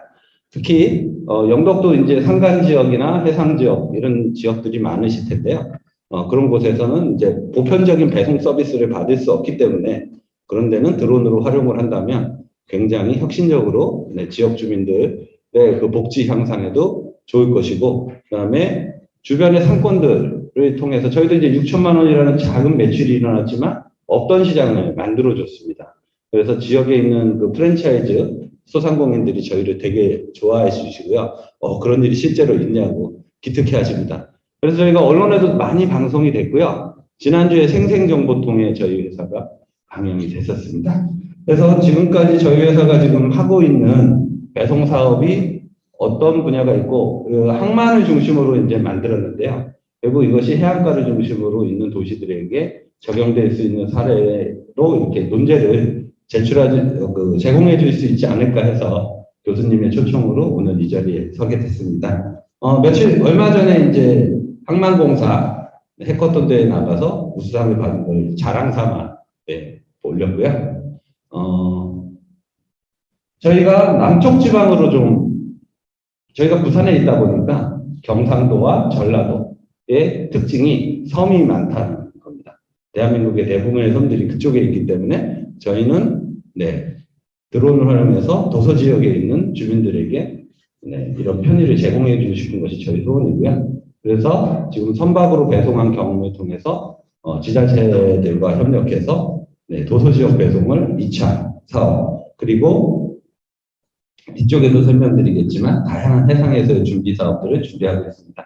아까 잠깐 말씀드렸지만 해상에 선박들이 이렇게 둥둥둥 떠 있을 때 물건을 갖다 줄 수 있는 방법은 여러분들도 잘 아시지만 배밖에 없습니다. 조그만 선박이 가서 물건을 전달해 줘야 되는데요. 비용과 시간이 어마어마하게 많이 들죠. 그것을 드론으로 획기적으로 해서 줄였습니다. 줄여서 비용도 절감시키고 받으시는 고객분들의 만족도도 상당히 높아져서 단골 고객들이 계십니다. 매번 올 때마다 정박해 있는 기간 내내 다양한 제품들을 시키십니다. 그래서 현재까지 저희가 130개 품목 정도를 배송을 해봤습니다. 이건 통선 비용인데요. 이게 비싸다는 것을 강조하기 위해서 제가 올려놨고요. 네, 여기가 부산 영도를 주변으로 한 묘박지입니다. 저희는 영도에 있는 드론 스테이션에서부터 묘박지로 배송을 하고 있고요. 최대 무게는 5kg을 10km까지 배송을 합니다. 편도로 하면 20km까지 갈 수 있고요. 저희는 이제 갔다가 와야 되기 때문에, 네, 10km 가서 10km 오는, 네, 그런 배송 체계를 갖고 있고, 5kg이라 그러면 이제 감이 잘 안 오시는데요. 네, 가장 쉽게 설명하면 이제 피자 3판 이렇게 얘기하면 다들 그 정도구나. 근데 또 이제 재밌는 거, 농담 삼아 말씀드리면 재밌는 거를 발견했는데요. 저희가 처음에 배송 서비스를 시작할 때는 뭐 도미노 피자, 미스터 피자 이런 피자에서는 좀 이제 하이 퀄리티, 네, 그런 피자들을 갖다 주니까 3판에 5kg더라고요. 근데 이제 중견 기업들이나 이제 약간 이제 중가 브랜드를 해봤는데 3판 하니까 3kg밖에 안 됩니다. 네, 그러니까 왜 비싼지를 저도 무게를 달아보고 알았습니다. 네, 참고해 주시면. 네. 네, 저희가 배송하는 모습입니다. 저희는 아시겠지만 선박에 랜딩할 수 있는 공간이 그렇게 많지 않습니다. 그래서 저희는 윈치로 저렇게 개발을 해서 저의 경험을 살렸습니다. 해군에서 조종사 생활을 하면서 했던 것들이고요. 남해안 묘박지에 있는 선박들입니다. 네, 착륙할 데가 없고요. 저렇게 큰 배들, 30만 톤 되는 광탄선들, 네, 포스코 제철이나 이런 데 원료 운반하는 배들은 깔끔해서 내릴 데가 있습니다. 네, 저렇게 내려주고요. 저게 이제 빵하고 음료수가 들어있었습니다. 네, 되게 좋아하고요. 그분들이. 네, 저희는 야간 배송도 합니다. 왜? 이 사업하면서 알았습니다.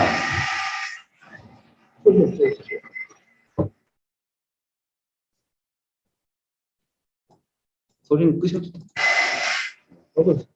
네, 이 사업을 하면서 알았습니다. 치킨집하고 피자집은 11시 이후에 문을 열고요. 네. 술을 파는 치킨집은 5시 이후에 문을 엽니다. 그런데 여러분들은 언제 치킨이 생각나십니까? 밤에 생각나고 저녁에 생각나시잖아요. 근데 드론은 규제상 주간에밖에 운행을 못하게 되어 있습니다. 저렇게 야간 배송을 하려면 특별비행 승인을 받아야 되고요. 저희는 특별비행 승인을 받아서 야간에도 선박으로 배송을 해주고 있습니다.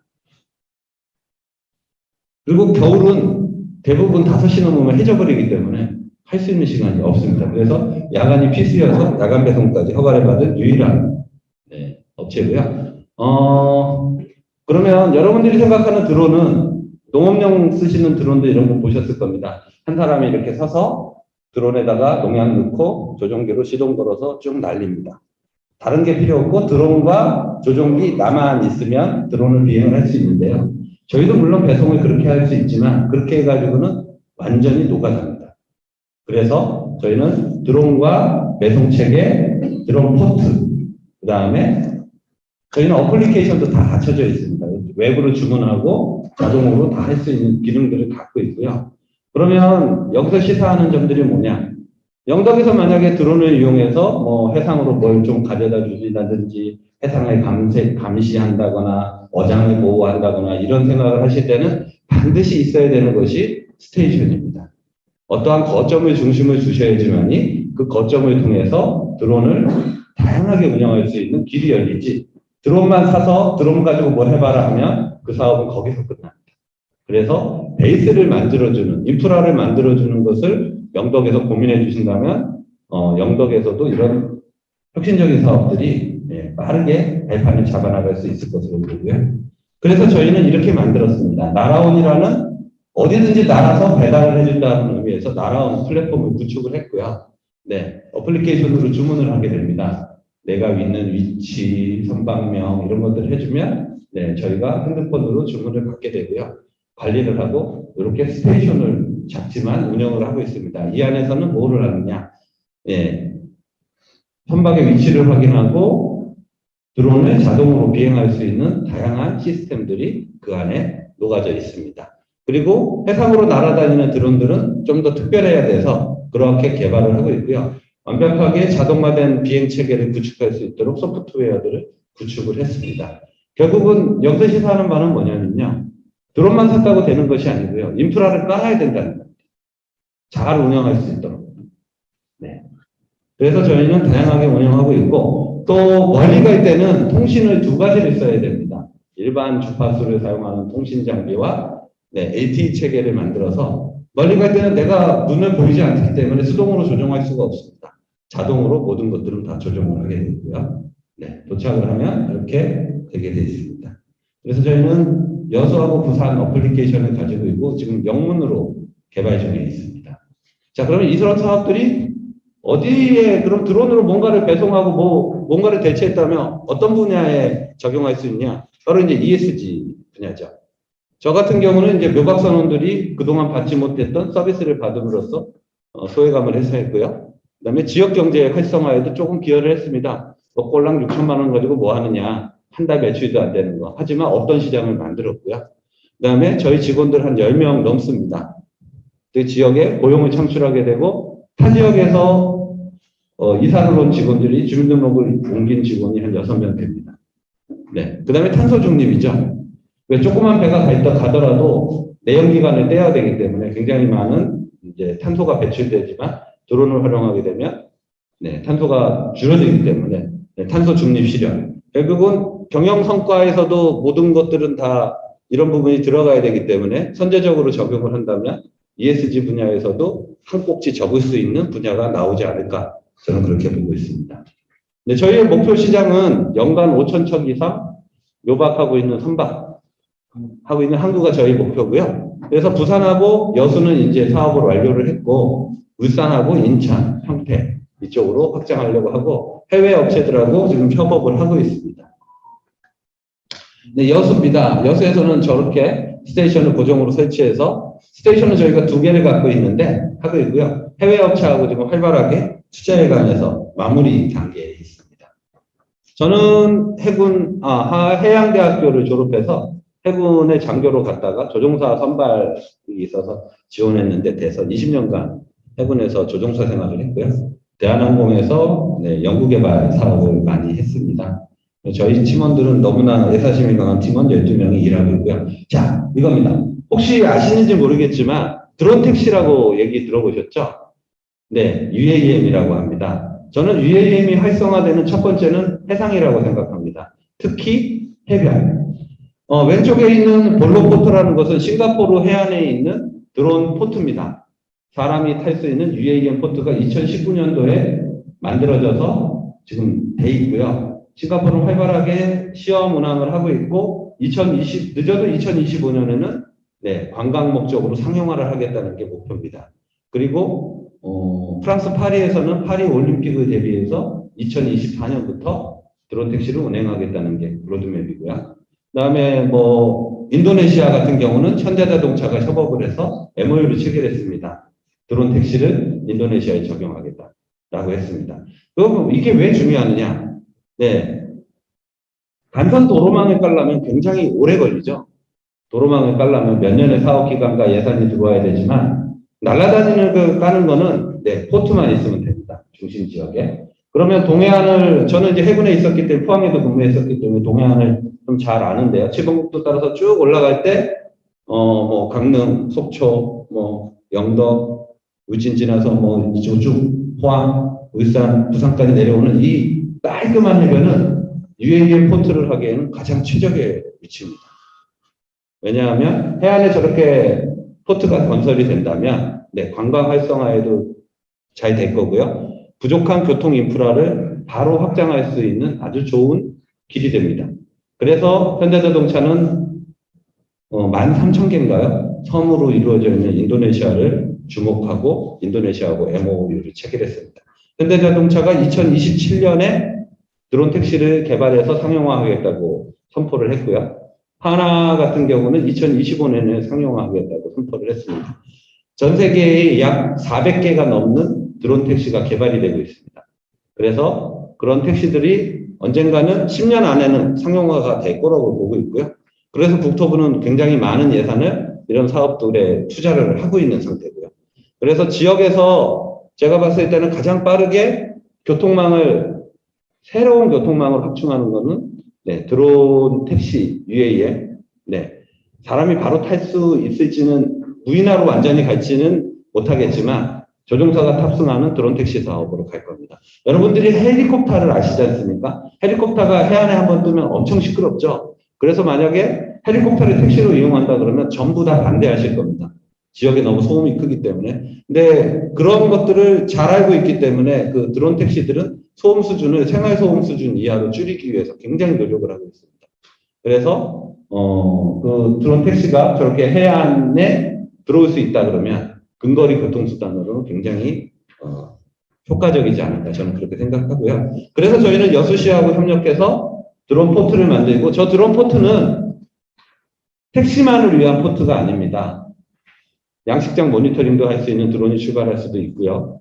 그 다음에 뭐 배송 드론이 출발할 수도 있고 다양하게 해상을 활발하게 관리할 수 있는 쓰레기도 모니터링할 수 있고요. 다양한 드론들이 활동할 수 있는 근거지가 되는 것입니다.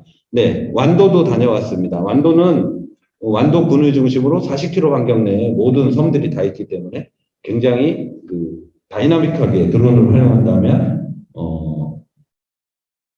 스마트한 도서 관리가 가능할 것으로 보고 있고요. 영덕군 같은 경우는 드론을 활용하게 되면 스마트한 해양 관리라든지 양식장 관리, 다양한 것들이 가능하고 옆에서 또 태백산맥을 또 끼고 있기 때문에 산불 감시라든지 이런 다양한 곳에 활용이 가능합니다. 저는 이제 내년도 사업을 중심으로 구상을 하고 있는데요. 드론을 이용해서 이렇게 한 바퀴 도는 그런 순환을 한번 꿈꿔보고 준비하고 있습니다. 순환 루트 개발이죠. 저희 회사 간단히 소개를 드리자면 특허는 한 7건, 상 많이 받았습니다. 작년에 6개 국가과제를 시행했고 올해 6개를 실행 중에 있습니다. 20개 기관하고 MOU를 체결해서 활발하게 활동하고 있고요. 이겁니다. 그동안에 소외되고 일반 보편적인 서비스를 받지 못하는 우리 선원들은 이렇게 표현을 합니다. 배송비가 물건값이 8만 원인데 배송비가 4만 원입니다. 그래서 12만 원의 돈을 지급을 하더라도 이렇게 답글이 옵니다. 예금즉 균도운입니다. 선원들을 위해 일을 해서 정말 감사합니다. 배송해주고 여러분들은 배송 기사들한테 저런 말 하십니까? 안 하실 거라고 알고 있습니다. 너무나 그게 당연한 거기 때문에.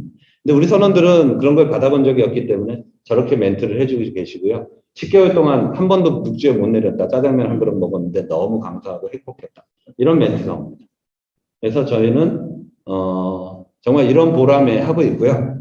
너무 기쁘게 하고 있습니다. 그리고 이제 사회적으로 기업으로서 책임을 다하기 위해서 부산항 선원복지위원회하고 협력해서 명절에 이렇게 한과 세트, K푸드들 있죠? 그런 것들을 선원들에게 무료로 배송해주고 나눠주는 행사에 동참해서 좋은 반응을 얻었고요. 근데 이게 재밌는 게요. 저렇게 배송을 하면 선원이 한 80%가 외국인이거든요. 자기들이 다 찍습니다. 그래서 자기네 나라 유튜브에 다 올립니다. 그래서 저희가 생각보다 글로벌하게 알려져 있어요. 그리고 한국에 가면 이런 서비스가 된다더라 라고 사람들이 역시 한국이다. 이렇게 표현을 하고 있습니다. 제가 오늘 준비한 건 여기서 마치도록 하겠고요. 감사합니다. 아유, 정말 좋은 발표였습니다. 박태환 좌장님을 모시도록 하겠습니다. 박수 부탁드리겠습니다. 먼저 김종길 우리 교수님께서 나오셔서 간단한 지정 토론자로서 말씀드리겠습니다. 여러분 박수로 맞이해 주시기 바랍니다. 반갑습니다. 첫 번째 지역 토론자로 나온 김종길입니다.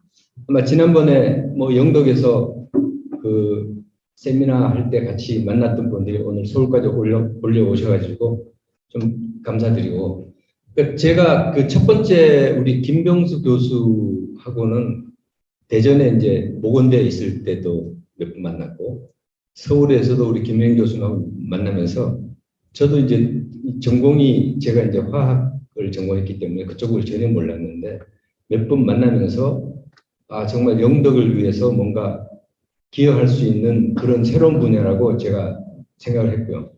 근데 제가 그 첫 번째 김병수 교수가 발표한 그 주제에 대한 영덕하고의 어떤 연관성을 좀 말씀드리면, 기본적으로 웹툰 시장 자체는 영덕에 없기 때문에 영덕에서 그런 기반적인 인프라, 그 다음에 이런 것들을 구축하는 건 좋지만 실제로 시장 자체는 그 우리 김병수 교수가 기본적으로 한국의 전체 국가에 대한 어떤 이니셔티브를 갖고 있는 이런 위치에 있다 보니까 영덕에서 인력을 만약에 양성하고 이렇게 되면은 이거를 아마 그 베트남을 중심으로 한 동남아라든지 이집트를 중심으로 한 중동 아프리카에 사실 그 웹툰 작업이 기본적인 창의적인 아이디어 이런 것들은 한국에서 하지만 실질적 작업이 노동 집약 산업이에요. 그래서 영덕에서 헤드쿼터를 가지고 아마 베트남의 그 저임금을 이용하는 그 발주를 해서 베트남에서 제품 만들어서 피드백하는 이런 것들이 있을 수가 있고, 중동 아프리카도 마찬가지로 그런 시장이 있기 때문에 아마 그렇게 전개하면 좋지 않을까 생각됩니다. 첫 번째 주제에 대해서는. 그래서 제가 베트남 쪽에 개인적으로 한 20여 년 동안 그 인프라가 있다 보니까 혹시 그런 쪽으로 영덕에 그 인력 양성이 되고 만약에 웹툰에 대한 어떤 새로운 그 프로젝트를 진행하면은 그런 해외 라인을 이용할 수 있으니까 그때 가면 제가 좀 참여하기로 하고요. 두 번째 주제로 말씀하신 수소는 사실은 영덕에 직접적으로 당장 수소 산업을 한다든지 이런 거는 사실은 쉽지는 않습니다.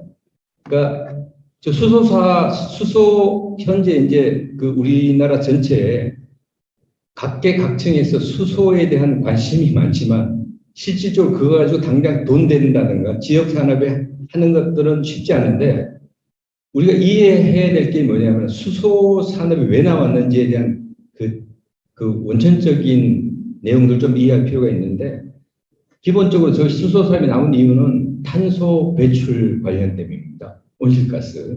그래서 우리가 탄소 CO2 배출을 저감해야 되는 이유가 뭐냐면, 우리가 그 지구가 자연적으로 놔두면은 태양에서 내려온 열이 그 바깥으로 전체 열이 들어오는 거하고 나가는 것들이 밸런스가 맞아가지고 지구의 온도가 올라가지 않습니다. 근데 CO2가 점점 증가되게 되면은 태양으로부터 받은 열이 CO2를 통해서 나가지 못하고 계속적으로 지구에 축적되기 때문에 지구의 온도가 올라가게 되면은 우리의 그 생물 다양성이 문제가 생깁니다. 생태 교란에 의해서. 그래서 이거를 과학자들이 현재까지 나와 있는 것은 1.5도까지는, 그러니까 산업혁명이 일어나기 전에부터 비교했을 때 한 1.5도까지는 문제가 없는데 1.5도가 넘어가면은 앞에서 우리 과학자들이 여러 가지 얘기한 기후변화 때문에 아마 온실가스 기후변화, 그 다음에 생물 다양성 이런 것들이 문제가 돼가지고 어떻게 하면 1.5도를 유지할 수 있는 방법을 과학자들이 연구하고 있는데 그 중에 첫 번째가 온실가스 CO2를 감축하는 것입니다. 그래서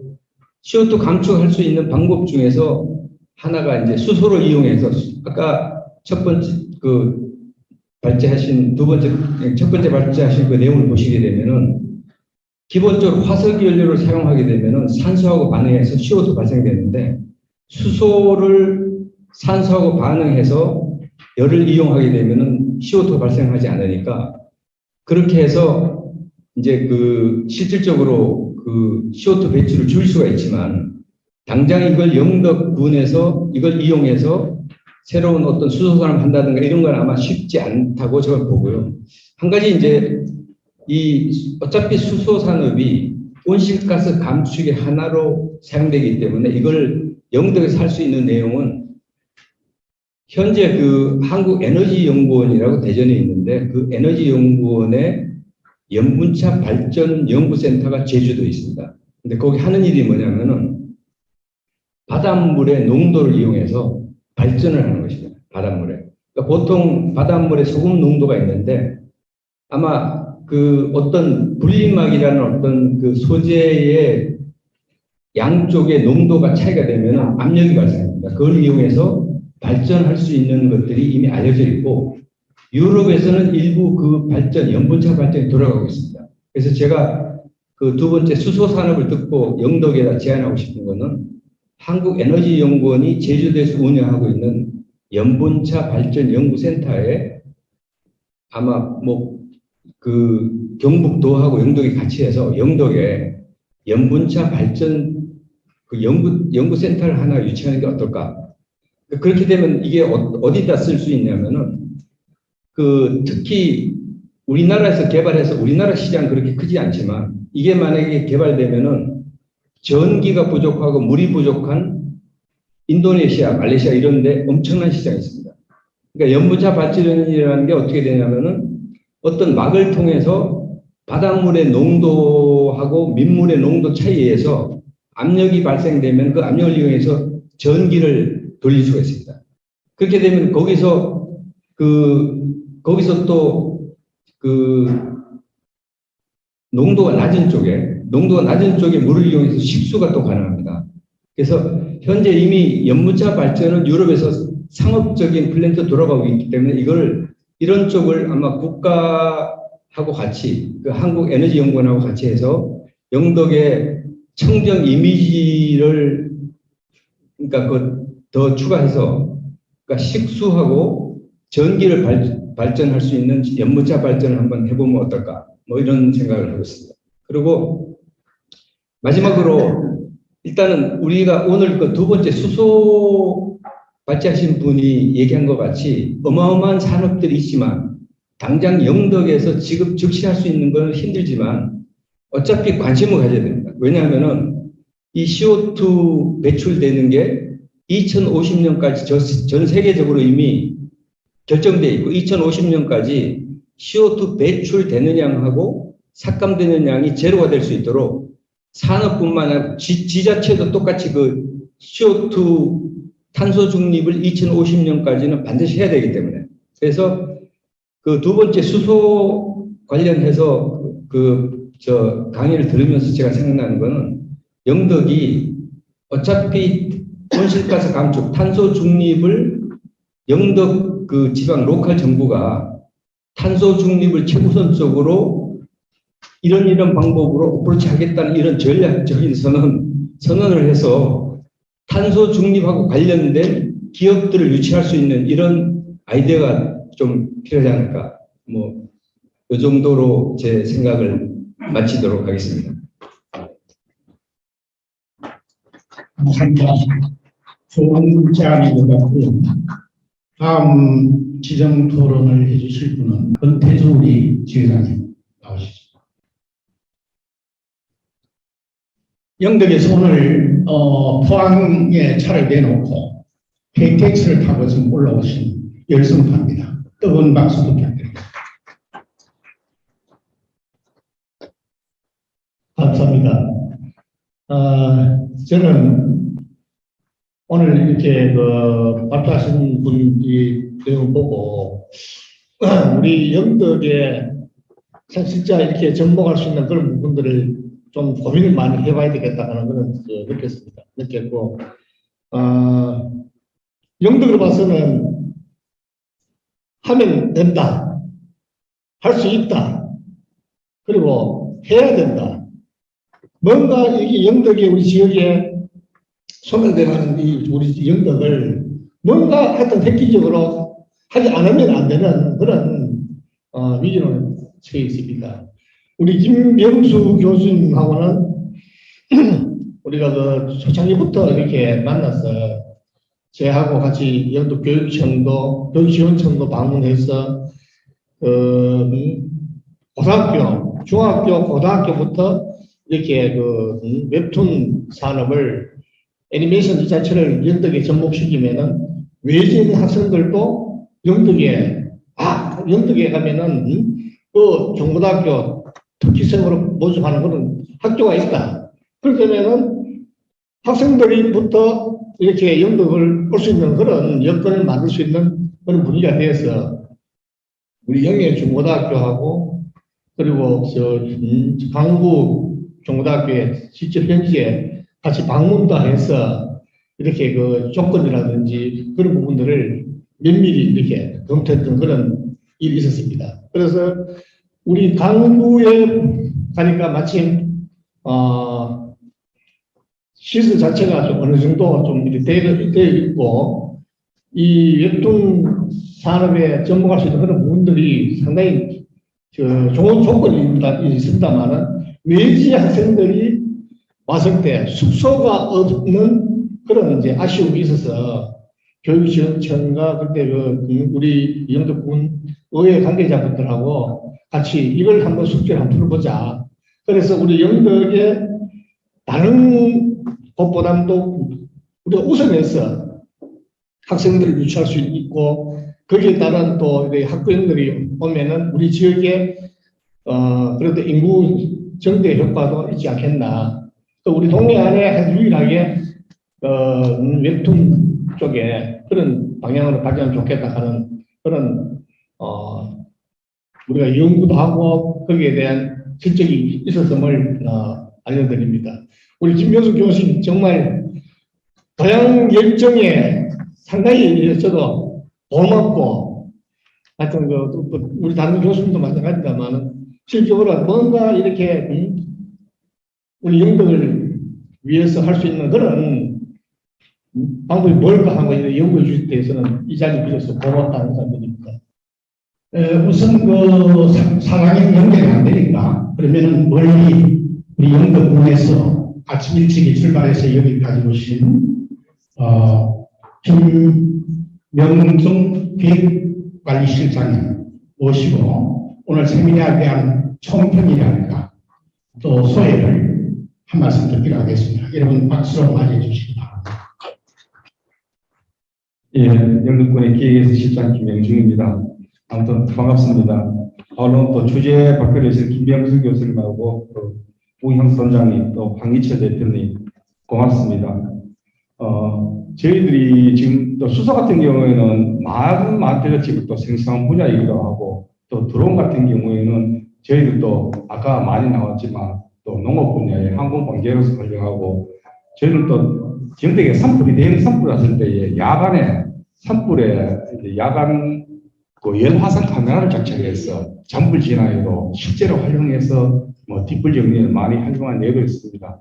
더 확대를 해서 저희도 해안 쪽에 재해나 재해시, 해안 감시 이런 쪽으로 저희도 활용을 할 기회를 만들고 수소 부분은 저희들 아까 또 우리 자장님께서 말씀하셨듯이 김병백 교수님 계실 때 신재생 에너지 클러스터 사업 등에 그때에 저희들이 그 분야에서 신재생 에너지 관련해서 수소 분야의 시범 부분이 일정 부분 조금은 들어 있습니다.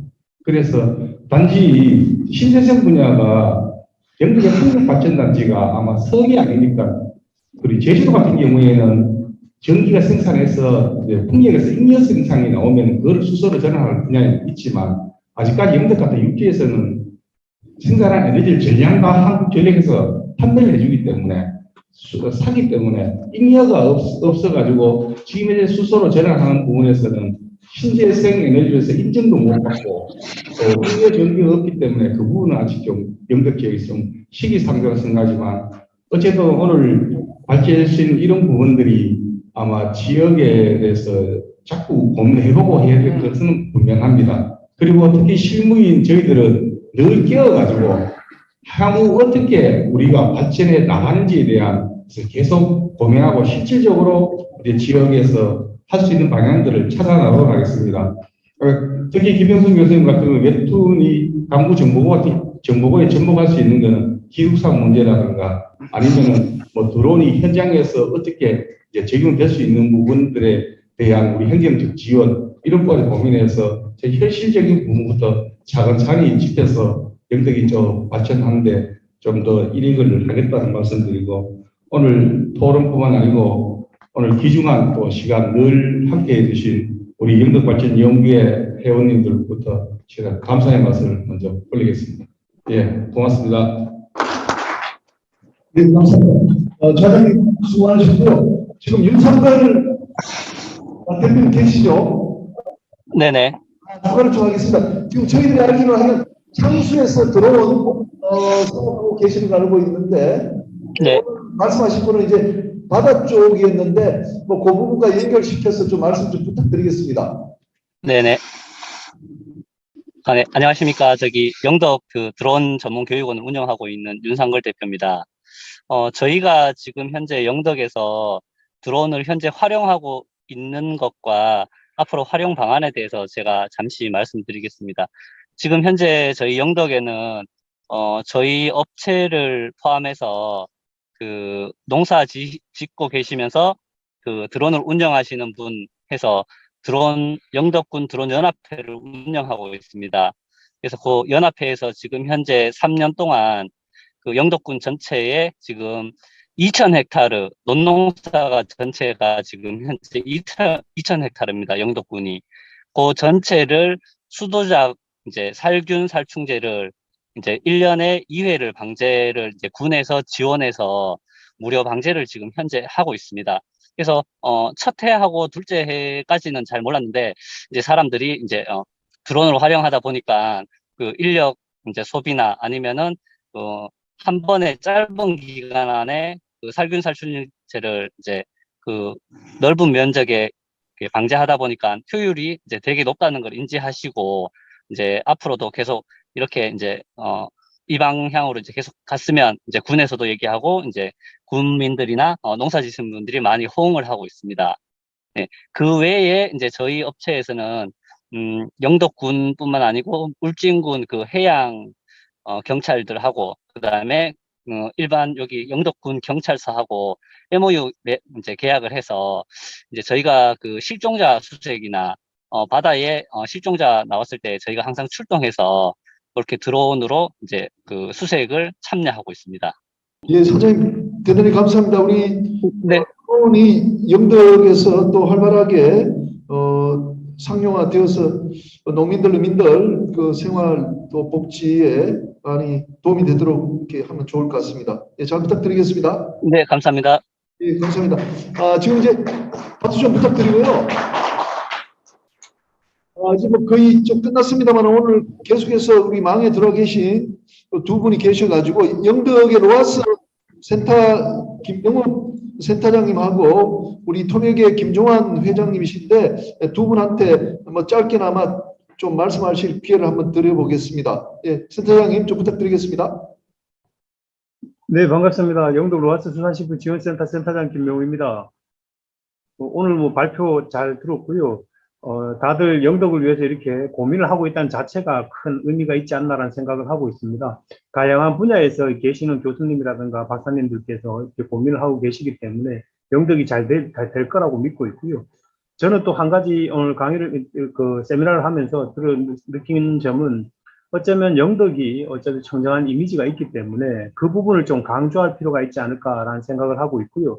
그래서 어쩌면 탄소 중립이 아니고 아예 탄소 제로 마을을 우리 영덕에다 만들어 보면 어떨까? 외국 사람들이 다 와서 저기 들어가면 아예 자동차가 없고 전기차라든가 아니면 뭐 풍력 발전을 이용한다든가 해수전지라든가 이런 것들을 이용해서 움직일 수 있는 아예 탄소 제로 플라스틱 제로 마을을 아예 만들어서 전국이라든가 세계에서 그 마을에 한번 가서 체험해보고 싶다라는 그런 영덕을 만들었으면 어떨까라는 생각을 좀 하고 있습니다. 하고 저희 이웃사촌 이 관련돼 갖고도 이런 안건을 좀 드리기도 했었는데 우리 영덕에서 새로운 다른 분야에 다양한 분야들이 접목이 돼 갖고 발전하고 이런 것도 굉장히 필요하지만 어떤 한 특정 분야는 오히려 그 부분을 좀 지킬 필요도 있지 않을까. 그래서 탄소 제로, 플라스틱 제로 마을을 만들어가지고 사람들이 올 수 있게끔 거기에 맞는 에너지, 수소 전지라든가 이런 것들이 필요할 텐데요. 수소를 갖다가 여기서 하는 거는, 영덕에서 하는 거는 좀 어렵지 않을까라는 생각이 좀 드는데, 어쩌면 실증 센터라든가 이런 것들을 유치하는 건 어떨까, 이런 생각을 좀 해봅니다. 네, 이상입니다. 네, 감사합니다. 예, 감사합니다. 다음은 우리 통합 김종환 회장님 반갑습니다. 김병수 교수님 이야기 정말 감명 깊게 들었습니다. 우리 웹툰의 종주국인 한국, 그 종주국인 한국 웹툰의 시장을 개척하고 이끌어 나가는 핵심적인 인물이 우리 고장 영덕 인물이라니까 더 반갑습니다. 모두의 거기에 참 만화의 한정에서 비교육적이라서 차단을 하고 있다. 그래서 지금까지는 그게 여러 가지로 발전에 장애가 되었다 했는데 공감을 합니다. 그게 왜 그런가 하면 일단은 만화라는 것은 그 부정적인 시각을 많이 가지고 있습니다. 우리 사람들이. 독서에 방해가 된다. 학습에 방해가 된다. 이런 까닭으로 인해서 그동안이 참 발전을 못했는데 그것을 우리가 역으로 한번 생각해 보면은 이것은 굉장히 중독성과 몰입성이 강하기 때문에 그만큼 메시지를 전달하는 데는 강력한 수단이 될 수가 있습니다. 글로서 표현되지 않는 많은 메시지를 함축적으로 전달할 수 있는 힘도 가지고 있는 것이 이 웹툰입니다. 지금 현 세대는 읽는 세대가 아니라 보는 세대입니다. SNS를 통해서 그 문자나 뭐 이렇게 나온 걸 보면 그야말로 그게 집단 지성이 아니라 집단 무식으로, 조금 죄송합니다만은 여러 가지로 그 부족한 이런 그 메시지 전달 이런 게 너무 많아요. 그것은 학교 교육의 잘못이라는 것을 지적해 주고 싶습니다. 이런 가운데 우리 지역 그 인재를 적극 풀가동을 해서 양질의 웹툰 시장 개발로 새로운 문화 활로를 열어갈 것을 적극 권장해 봅니다. 이탈리아의 작은 도시 피렌체가 르네상스를 열어갔듯이 우리 앞으로 미래 그야말로 핵심적 문화산업의 한 축을 담당할 웹툰 시장을 우리 김병수 교수님과 영덕발전연구회가 모태가 되어서 우리 고장 영덕을 새롭게 디자인하고 웹툰 르네상스를 열어갔으면 참 좋겠다는 그런 생각을 한번 해봅니다. 수소 관련, 그 다음에 그 드론 산업 이런 것도 핵심적인 미래 산업이 될 것입니다. 이런 것도 우리 영덕이 청정 영덕의 이미지를 부각하면서 진로 모색을 해보는 것도 아주 좋을 것 같습니다. 어떻든 이런 지역인들의 그 중지를 모으고 또 영덕 지역 행정자치 관련되는 이런 어른들이 마음을 한데 모으면 또 우리 영덕이 새롭게 재건설되는 그런 기회가 되지 않을까 그렇게 생각이 됩니다. 어떻든 김 교수님 고생이 많습니다. 그리고 영덕을 위해서 애써주신 점 출향인 한 사람으로서 대단히 감사하게 생각합니다. 감사합니다. 토벽도 좀 설명 잠깐 좀 해주시기 바랍니다. 네? 토벽. 토벽. 정말 영덕에 사실은 문인들이 굉장히 많습니다. 영덕에 문인들이 아주 활동하는 사람이 굉장히 많습니다. 그렇지만은 잘 알려져 있지 않는 이런 분, 명성보다는 그 작품 세계로 들어가면 소설, 수필, 시, 시조, 한시 뭐 이런 어떤 각 장르별로 아주 뛰어난 그 문인들이 많습니다. 그렇지만은 그 참 홍보가 덜 된 그런 생각을 많이 가지고 있습니다. 언제 이 문학을 중심으로 해서도 한번 이런 자리가 한번 마련되었으면 좋겠다는 생각이 듭니다. 문화가 없는 고장이나 도시는 마음이 춥고 삭막합니다. 영덕의 그 아름다운 자연 환경인 오십천 강구항, 아름다운 해안선과 바다 풍경, 이것만 보시고 영덕을 방문하신 분들이 가신다면 그것은 껍데기만 보고 가시는 격이 됩니다. 영덕이란 아름다운 그 고장에 인문학의 옷을 입히고 문화를 접목하고 스토리텔링을 통하여 영덕의 혼을 심어 나가야 할 것이라고 저는 생각이 됩니다. 우리 영덕에는 내세울 인물도 생각보다는 참 많습니다. 자랑할 만한 문화재도 잘만 다듬으면 빈약하지만 절대로 빈약하지 않다고 생각합니다.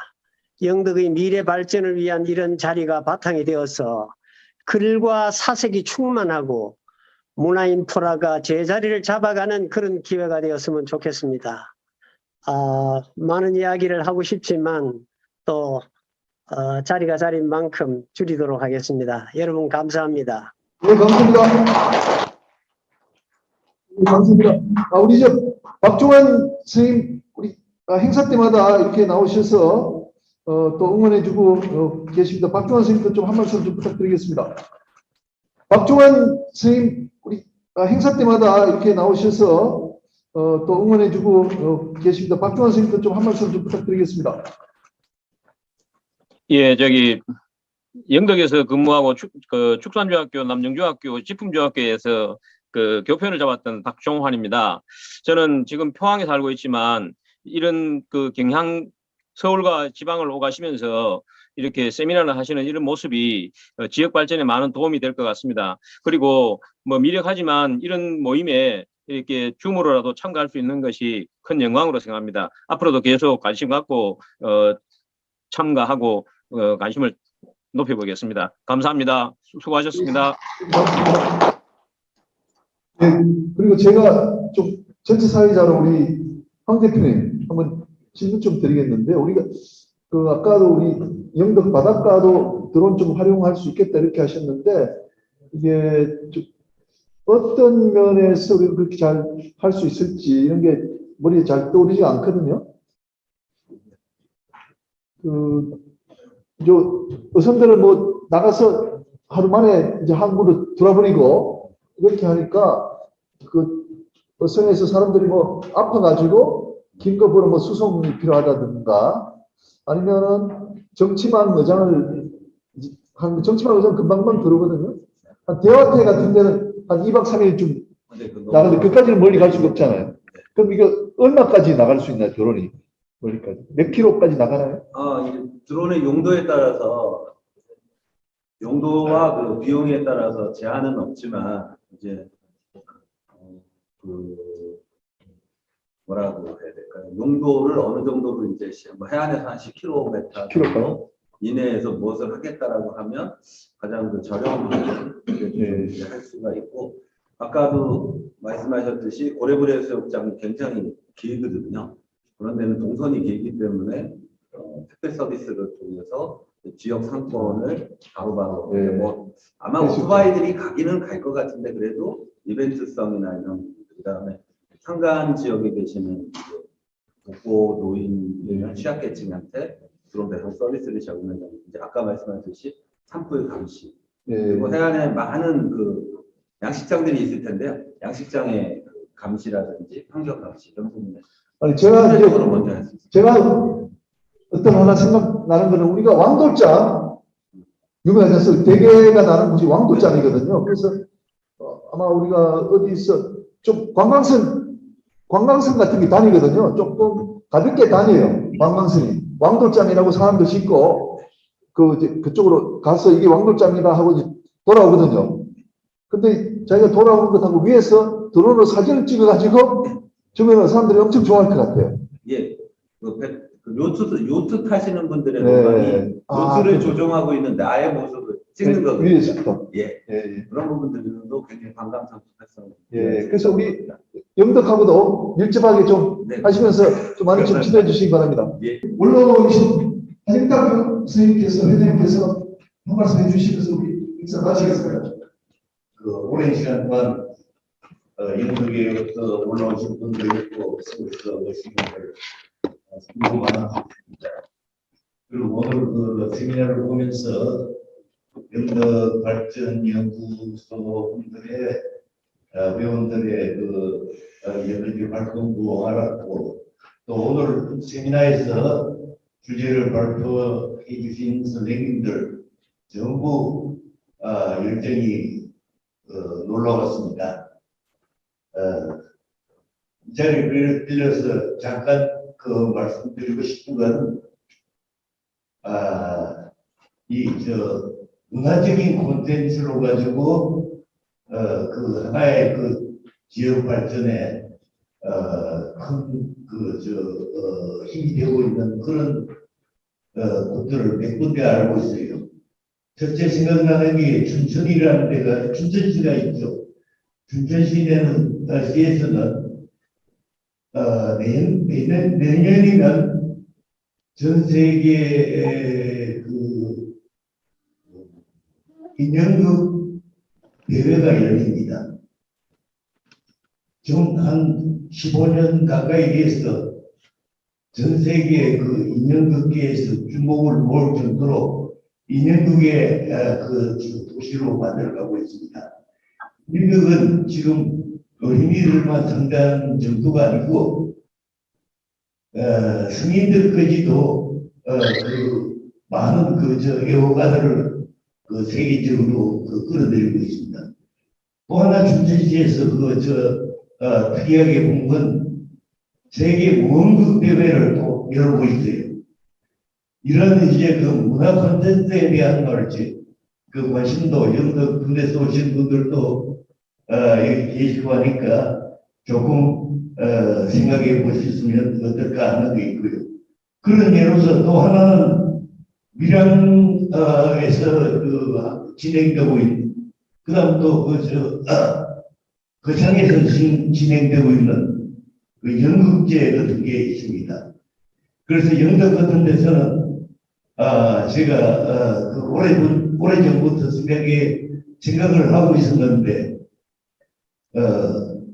대학생 혹은 고등학생을 상대로 하는 아마추어 창작 연극 단막극 페스티벌 내지 대회 같은 걸 또 준비해 보는 게 어떨까 하는 그런 생각을 해봅니다. 오늘 아주 감명 깊은 그 모임이었습니다. 감사합니다.